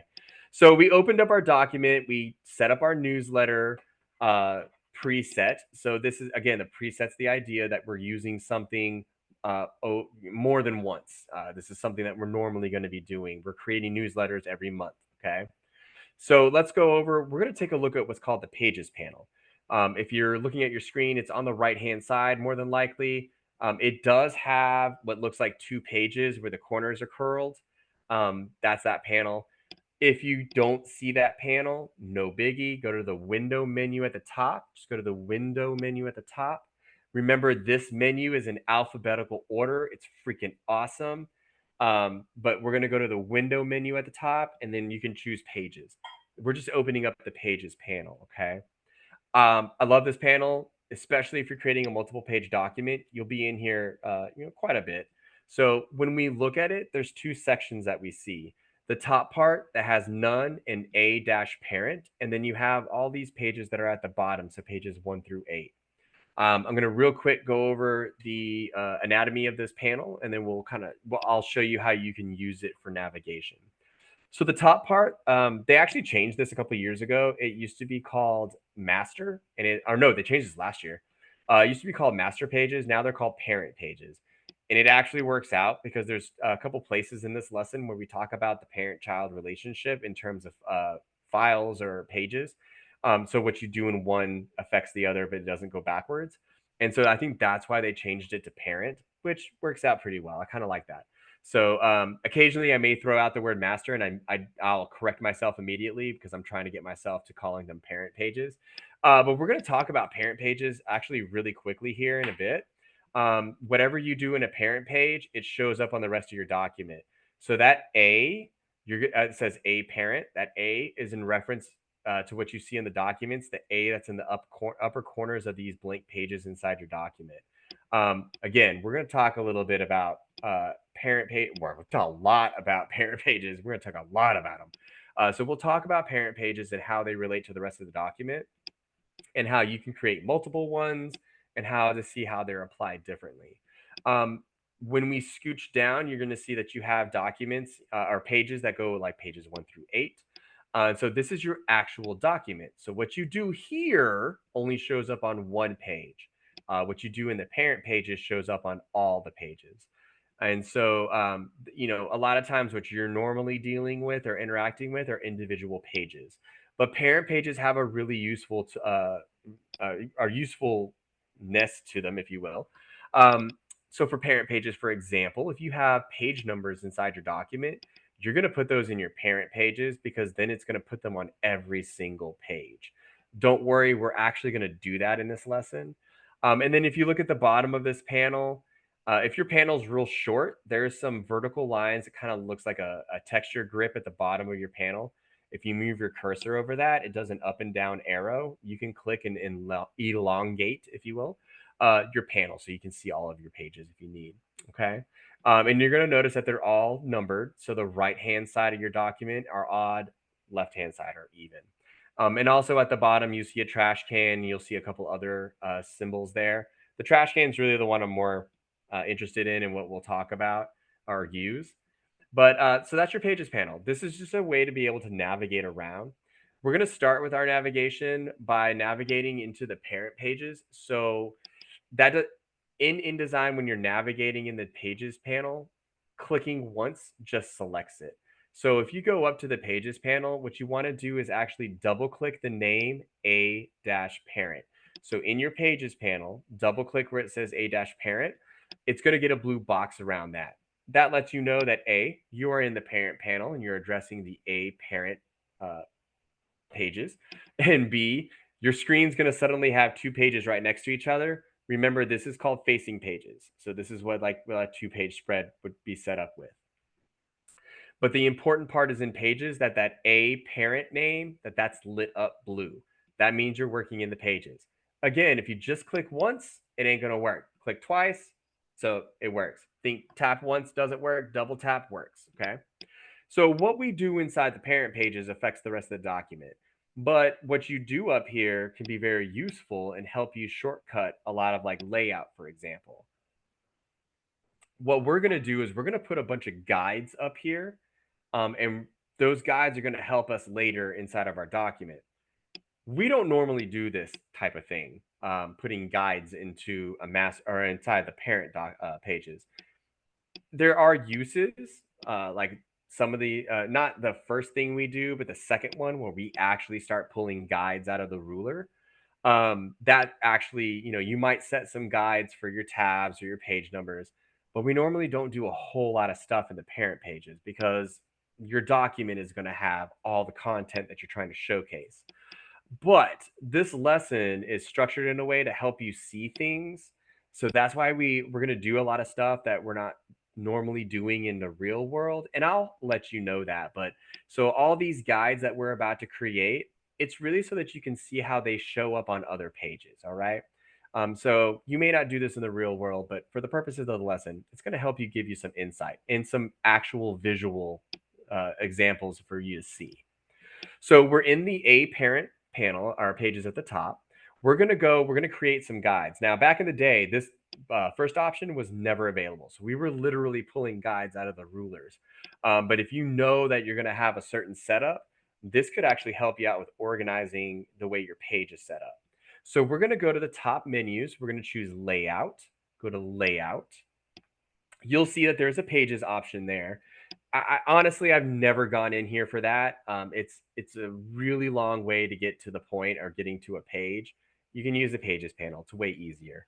But what we're going to look at is the fourth option. It says create guides.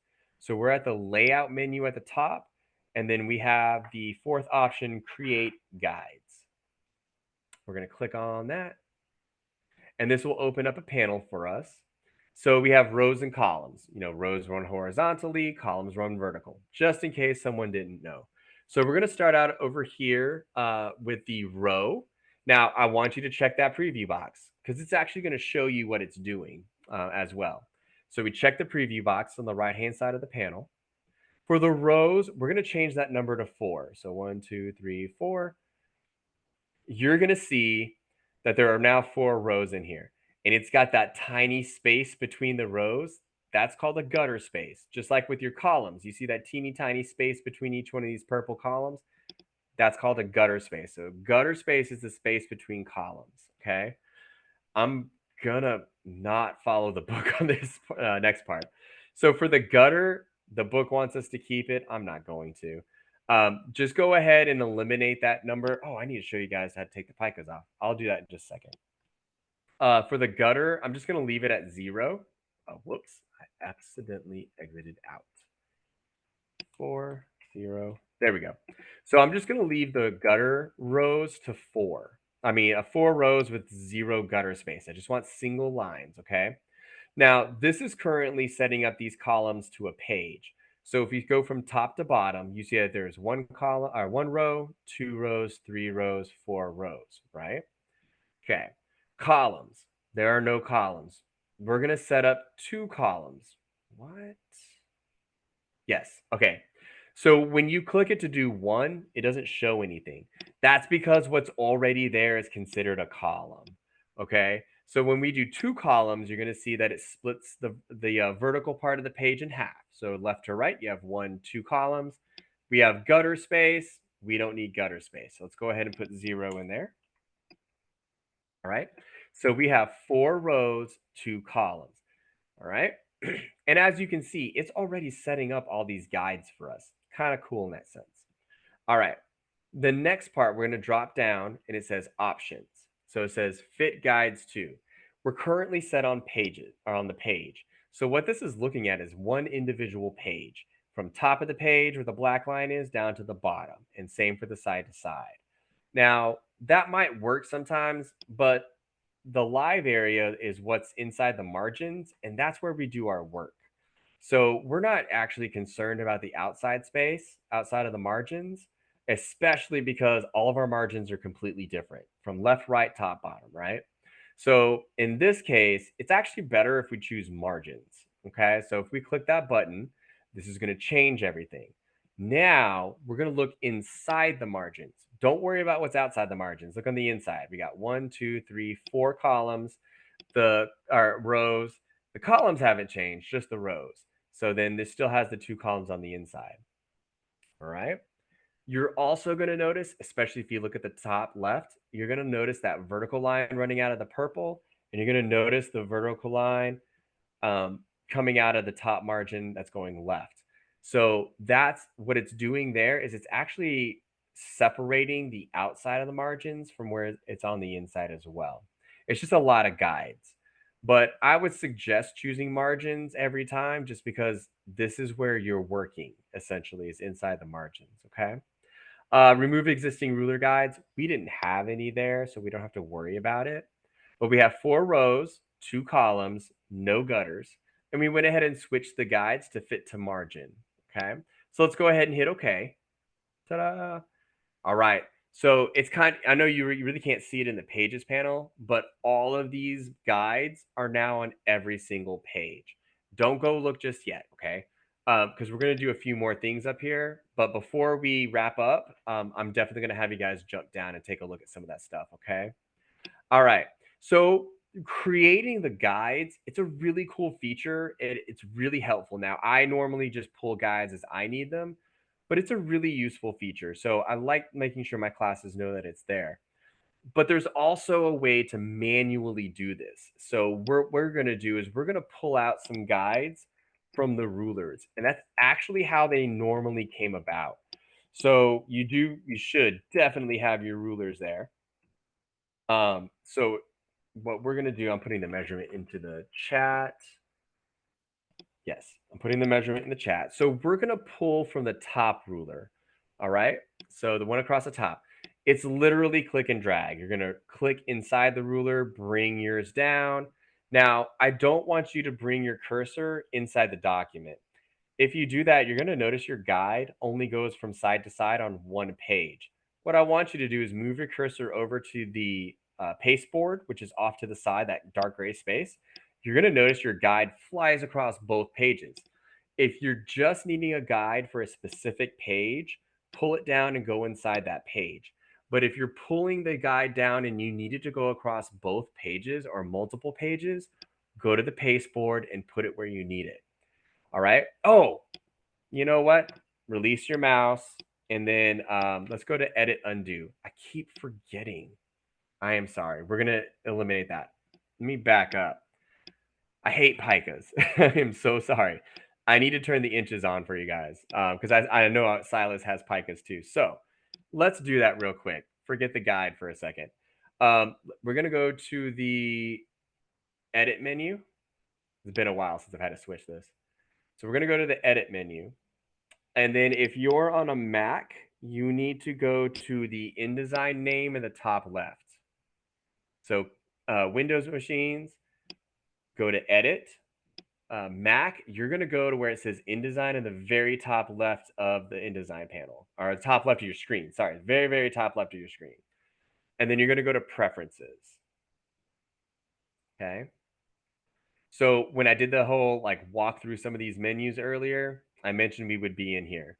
So there's not a lot in here that you need to come in and mess with, but where it says units and increments, so not the first group of 3, not the second group of 3, but the third one says units and increments. That's where we're going to go.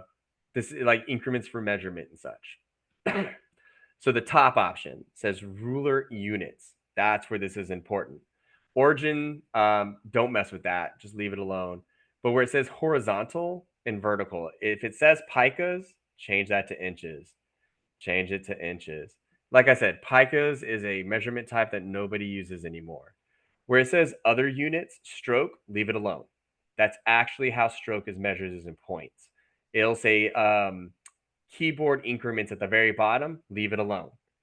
Because it actually, I know a cursor key says picas. I ain't worried about that. I'm looking at baseline shift, size, leading, kerning, tracking. These are all measured in points. Leave them alone. The only things that we're going to change are going to be at the very top where it says horizontal and vertical. All right.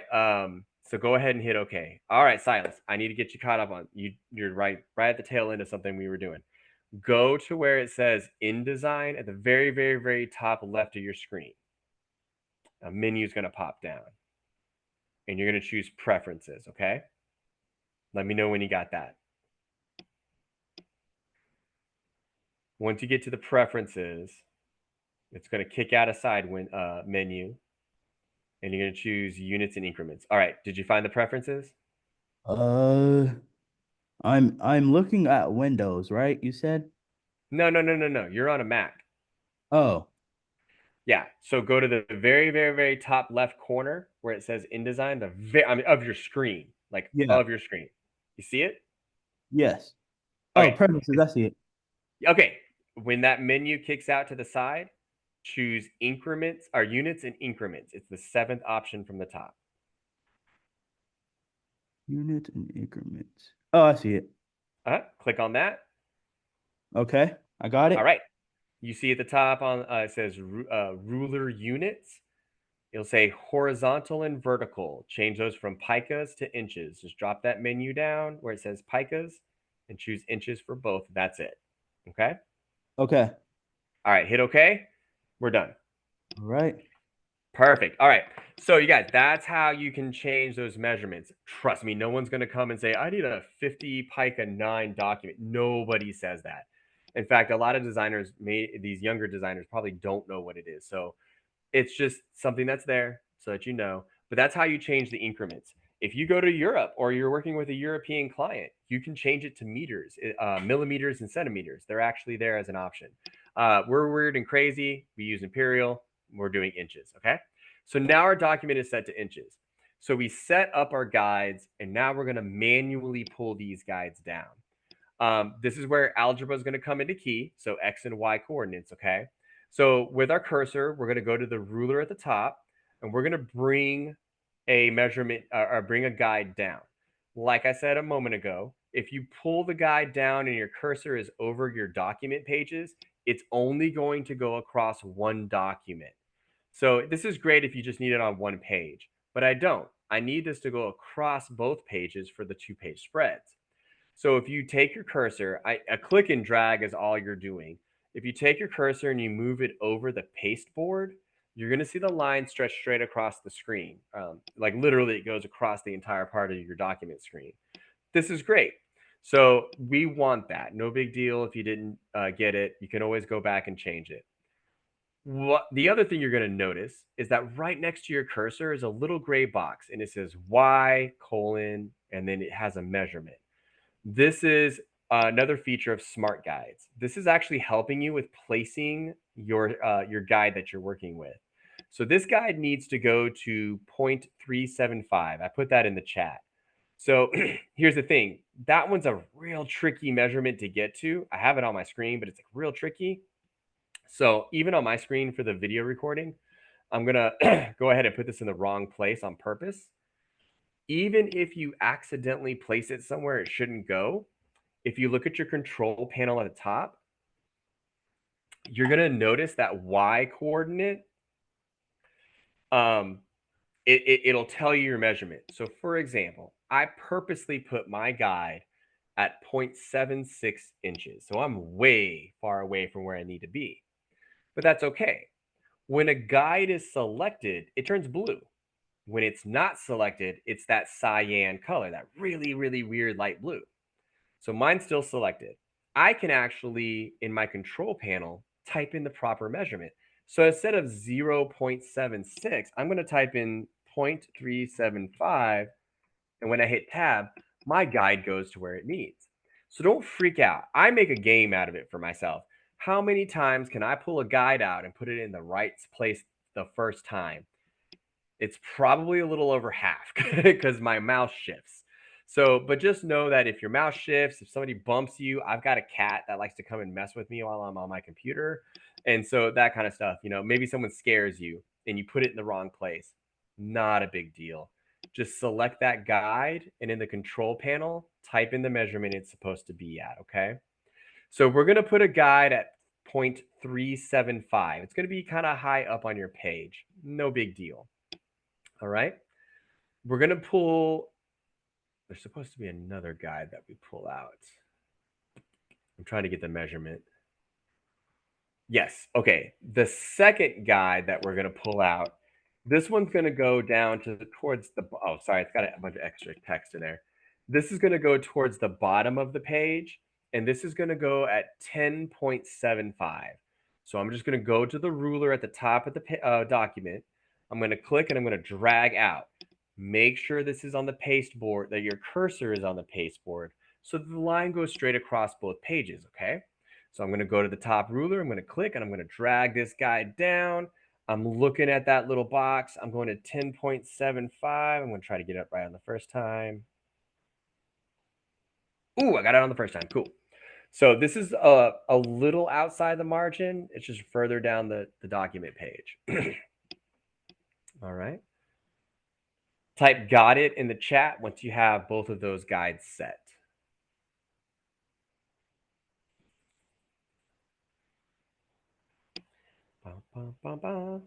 Nice. Fantastic. I think Jerry already knows how to do this. All right. And then, let's see, these second guides, they want us to pull some other guides in from the side. And I believe, so the first one is a 1/2 inch in. So we're going to go the ruler on the left. We're going to pull this in. Honestly, because these pages are 1 page tall, don't worry about whether you've got to put it over the document. So let's just go ahead. We're going to pull our guide in. It's going to go to 1/2 inch. Bink, got it on the first try. Now, the second one, it's kind of a mirror image. And so this one, they're putting all this text in the chat things that I'm doing because I'm copying it out of my Kindle edition. But the next one is going to be 16.5. So we're going to pull our guide all the way across, and it's going to go to 16.5. Ooh, got that one there too. My hands have gotten steadier lately. All right. So real quick, we went into the parent page. We went ahead and pulled some guides out, right? And then, well, we set up our guides first. So the generate guides feature, again, really cool. Never really used it in the professional world, but I could see that this may have a use to some people. So really cool that you can tell it how many rows and columns you need, if they need a gutter space. It'll let you choose between, do you want that measurement based on the size of the page, or do you really want that measurement to just be on the inside of the margins? Which, as I said, the vast majority of the time, you're probably going to choose the margins for that. And then we went ahead and manually pulled in some of these from the ruler, old school, if you will. And, it's a really, really great thing to remember is that you can pull those out manually, or that you can have this generate certain amounts of guides in certain ways automatically. So that's really helpful. We got that stuff set. I'm looking at some things. Let's actually just kind of wrap it there because it's about to do like the page headers and stuff, and I'd rather wait till next class on this. What I do want to show you guys, and we'll touch base on this again next class when we wrap up when we continue and wrap up lesson 3, is that what you do in the parent pages will show up in your document. Okay, so what I want you all to do, and just for the purposes of the 2-page facing pages setup, let's go to pages 2 and 3. Just double click on page 2. Just double click. Remember, a single click selects the pages. Double clicking will actually take you down there. So when you do that, you're going to be like, wait, nothing changed. It did. You're actually on pages 2 and 3. And what it is that all these guides have been put onto these pages. So everything you did in the parent page with our guides, we're seeing that in the rest of our document. So that's actually how parent pages work. Now you can try and select these guys. You can't do it. They're actually, because they're sitting in the parent pages, you can't control them inside the document. Don't worry.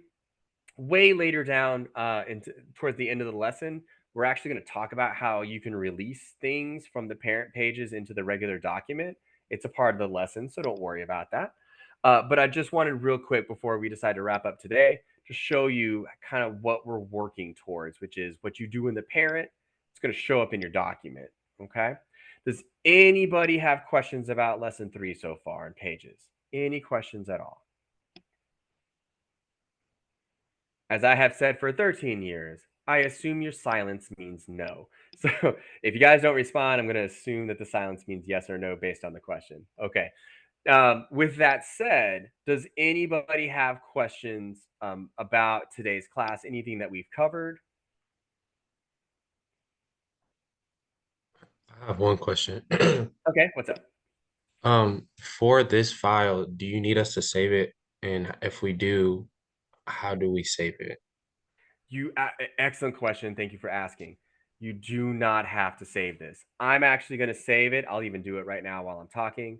I'm going to save this file. And then what I'm going to do is I'm actually going to put it up onto the drive. Next weekend, we do have class. And so next weekend, when I send that email out, I'm actually going to put a reminder in there for you guys to go and download the file, specifically that file. This way, I can also ensure that we're starting at the exact same place, just in case somebody like didn't get a guide right or anything like that. So, yeah, you don't have to save it. I'm actually going to do that right now, Okay. and That I'll was the only remind you question I guys. had. Ah, perfect, man. Great question. Thanks for asking. Anybody else? Anything at all? All right. Well, hey, you guys are doing great. What I want to make sure is that make sure that we get the books, man. I'm telling you, it's a great reference tool because you're gonna forget who I was in a few years, and you may be thinking, "Ah, crap. What? How do I do this?" You'll have a reference on it. Okay. I don't care if it's digital or the physical book. I get the digital one myself, so just make sure that you get it. You can get it from Amazon. I know that one it says 1 star. They got a Photoshop deal or Photoshop content on the inside. That shouldn't be the case. I purchased the Kindle edition so that I had it digital, and it's InDesign. I'm literally looking and following along just to see what mistakes they make because they do that all the time. For the lesson files, for you to access your own lesson files once you buy the book, it actually tells you in the front part of the book and walks you through how to do it. I did all that yesterday while I was at work. Actually, when I got to work early, just so I could get everything and have it ready to go. Because I do that just about every year now, since they come out with a new edition every year. But you can download your own files if you want. The lesson files for this specific class, I have those available for you. If you didn't download all of them, go ahead and download all of them just so you have them ready to go. But I will definitely let you know what lessons we're going to work on and give you an idea of about. That's why I said we're going to do lesson 2 and we'll get into lesson 3. I don't know how far we get. It just depends on the flow of the class. But I try to give you an idea of about what we'll be working on. But anytime that we have to stop a lesson, because it's going to happen next weekend too. Anytime we stop a lesson, I'll save the file for you guys. That way, the next class, we're all starting in the same place. Um, Once we're done, I'm still recording, but once we're done with the class and everybody's gone, I will actually end the recording. It takes a couple hours for it to process, this amount of video. But that's why I do it Sunday morning. But I'll have everything, uploaded to that drive. I'll send you the link again in the morning. You'll get an email from me. It'll say, hey guys, glad you guys are in class. Here's the videos. They're in the video folder. There's literally a folder that says video and it says sessions because each one of these class days is a session. So inside there, I'll keep the videos there for you. So I just download them. I encourage you, especially if you had like a little hiccup or something along the way, or you just want to practice just to get more comfortable, take the video, put it on, and just follow along. It's going to do is help you. There's no way it could hurt you. It'll just help you out. Okay. And it's I Again, if you're gonna miss class, please text me or email me. Just let me know. And here's the thing, because you once I record the class, you just take the video and follow along in your own time. But I will know if you didn't follow the video or didn't do something, especially this early in the class, because you're going to be asking me to do things that we already covered. So I'll know. I would just encourage you to take the time and make sure you invest that and gain that knowledge that of what we've done already. I can work with you on that, especially because if you're doing the certificate, if you miss a class, that's fine, but you miss 2 classes, they want to automatically say no. But if you go through the video and I have no reason to suspect that you skipped anything, that you seem to know exactly what's going on, I'm totally fine with giving you credit for it. But if it seems like you need an excessive amount of help, or you miss a lot of classes, I have to give you a no credit. So I have had someone have to drop out of the class because they had personal business going on. Some stuff happened. It's totally fine. I'll go through the back end and handle that stuff, but I can't give you credit. Okay. But just communicate with me. If you work with me and you do what I need you to do to keep up with the class, you're going to be golden. All right. But from there, if you have any questions during the week, about design, InDesign, whatever, please don't hesitate. Just email me first. That's the easiest way to get me to respond quickly. And I'm happy to answer questions. If you're doing the lesson and you get stuck, let me know what you're trying to do. In fact, in the book, tell me the lesson, tell me the step you're on, and tell me what it's doing and what it's not doing. I don't even have to look at the book. I could tell you what you need to do. So I'm happy to help you out, even if you're doing the review. Okay. And then make sure that you have the book and make sure you have access to the software. I think that pretty much covers everything. Now, we have class next weekend. You might want to get a pencil, pen, and paper for this, okay? Because now I got to tell you guys when we do not have class. Some of it will make sense. If I turned on the US holiday things on my calendar, I'd probably know. All right. So we have class on the 9th, on March 9th. We have class.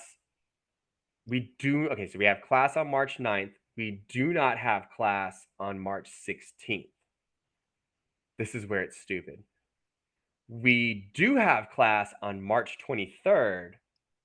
We do not have class on March 30th. You see where I'm like, this is stupid. It has to do with the scheduling. They don't have control over that sometimes. I'm going to actually type in the days that we have class into the chat for you in a second. Our class is going to spill over into April. So for April 6th, 13th, and 20th, we do have class. So March is the only one where we have some wonky schedule. And there you go. In the chat, I have all 6 days that we have class. But it's just in March. It's March 16th and March 30th that we do not have class. Okay. So please write those down that in the chat. Those are the days that we do have class. If you get confused, email me. I'll give you the whole list again. It's literally in my phone, in my calendar, so that I can be aware. I'm that kind of person. All right. So just know that we've got a couple weeks that we're going to skip. All right. And that's also a major reason why I save files, is just so that I have them. You guys, if you have any questions, stick around. I'm here for you. If not, we're cutting out 4 minutes early. So take your time, enjoy the day. Y'all have a wonderful rest of your weekend. I will see you next weekend. But in the meantime, if you have any questions, stick around or shoot me an email. Okay, guys? Y'all have a great one. Otherwise, I'll see you later.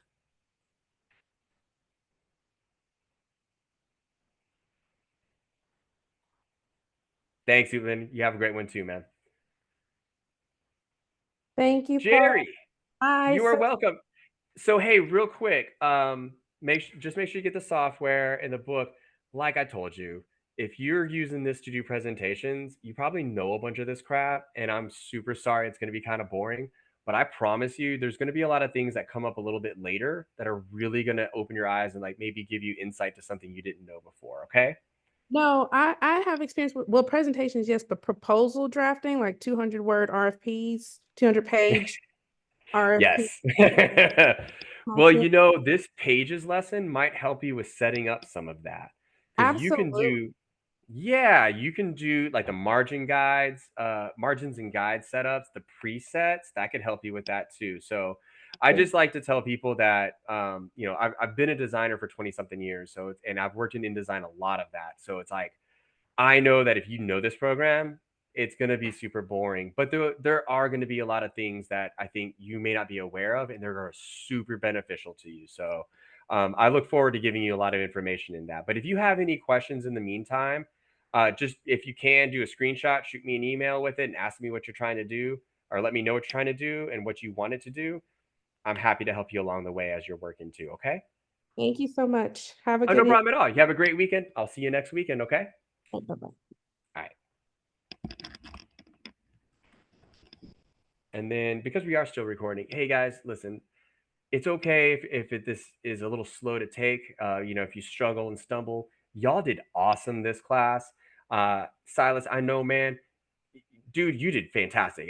Every time you stop me, Uthman, you did the same thing. Like you guys got me right in a spot where I was able to just take you like 2, maybe 3 steps back. So keep doing that. It's okay. We're gonna get better and faster at this. Okay. And thanks for the patience for everyone, because everybody's on a different level with this. But if you have questions, you need something, do not hesitate to email me. Shoot me an email first, okay? But if you are going to miss class, shoot me a text just so that I know, because I do check my text regularly for a lot of other things too. All right. Hey, y'all, I'll see you next time.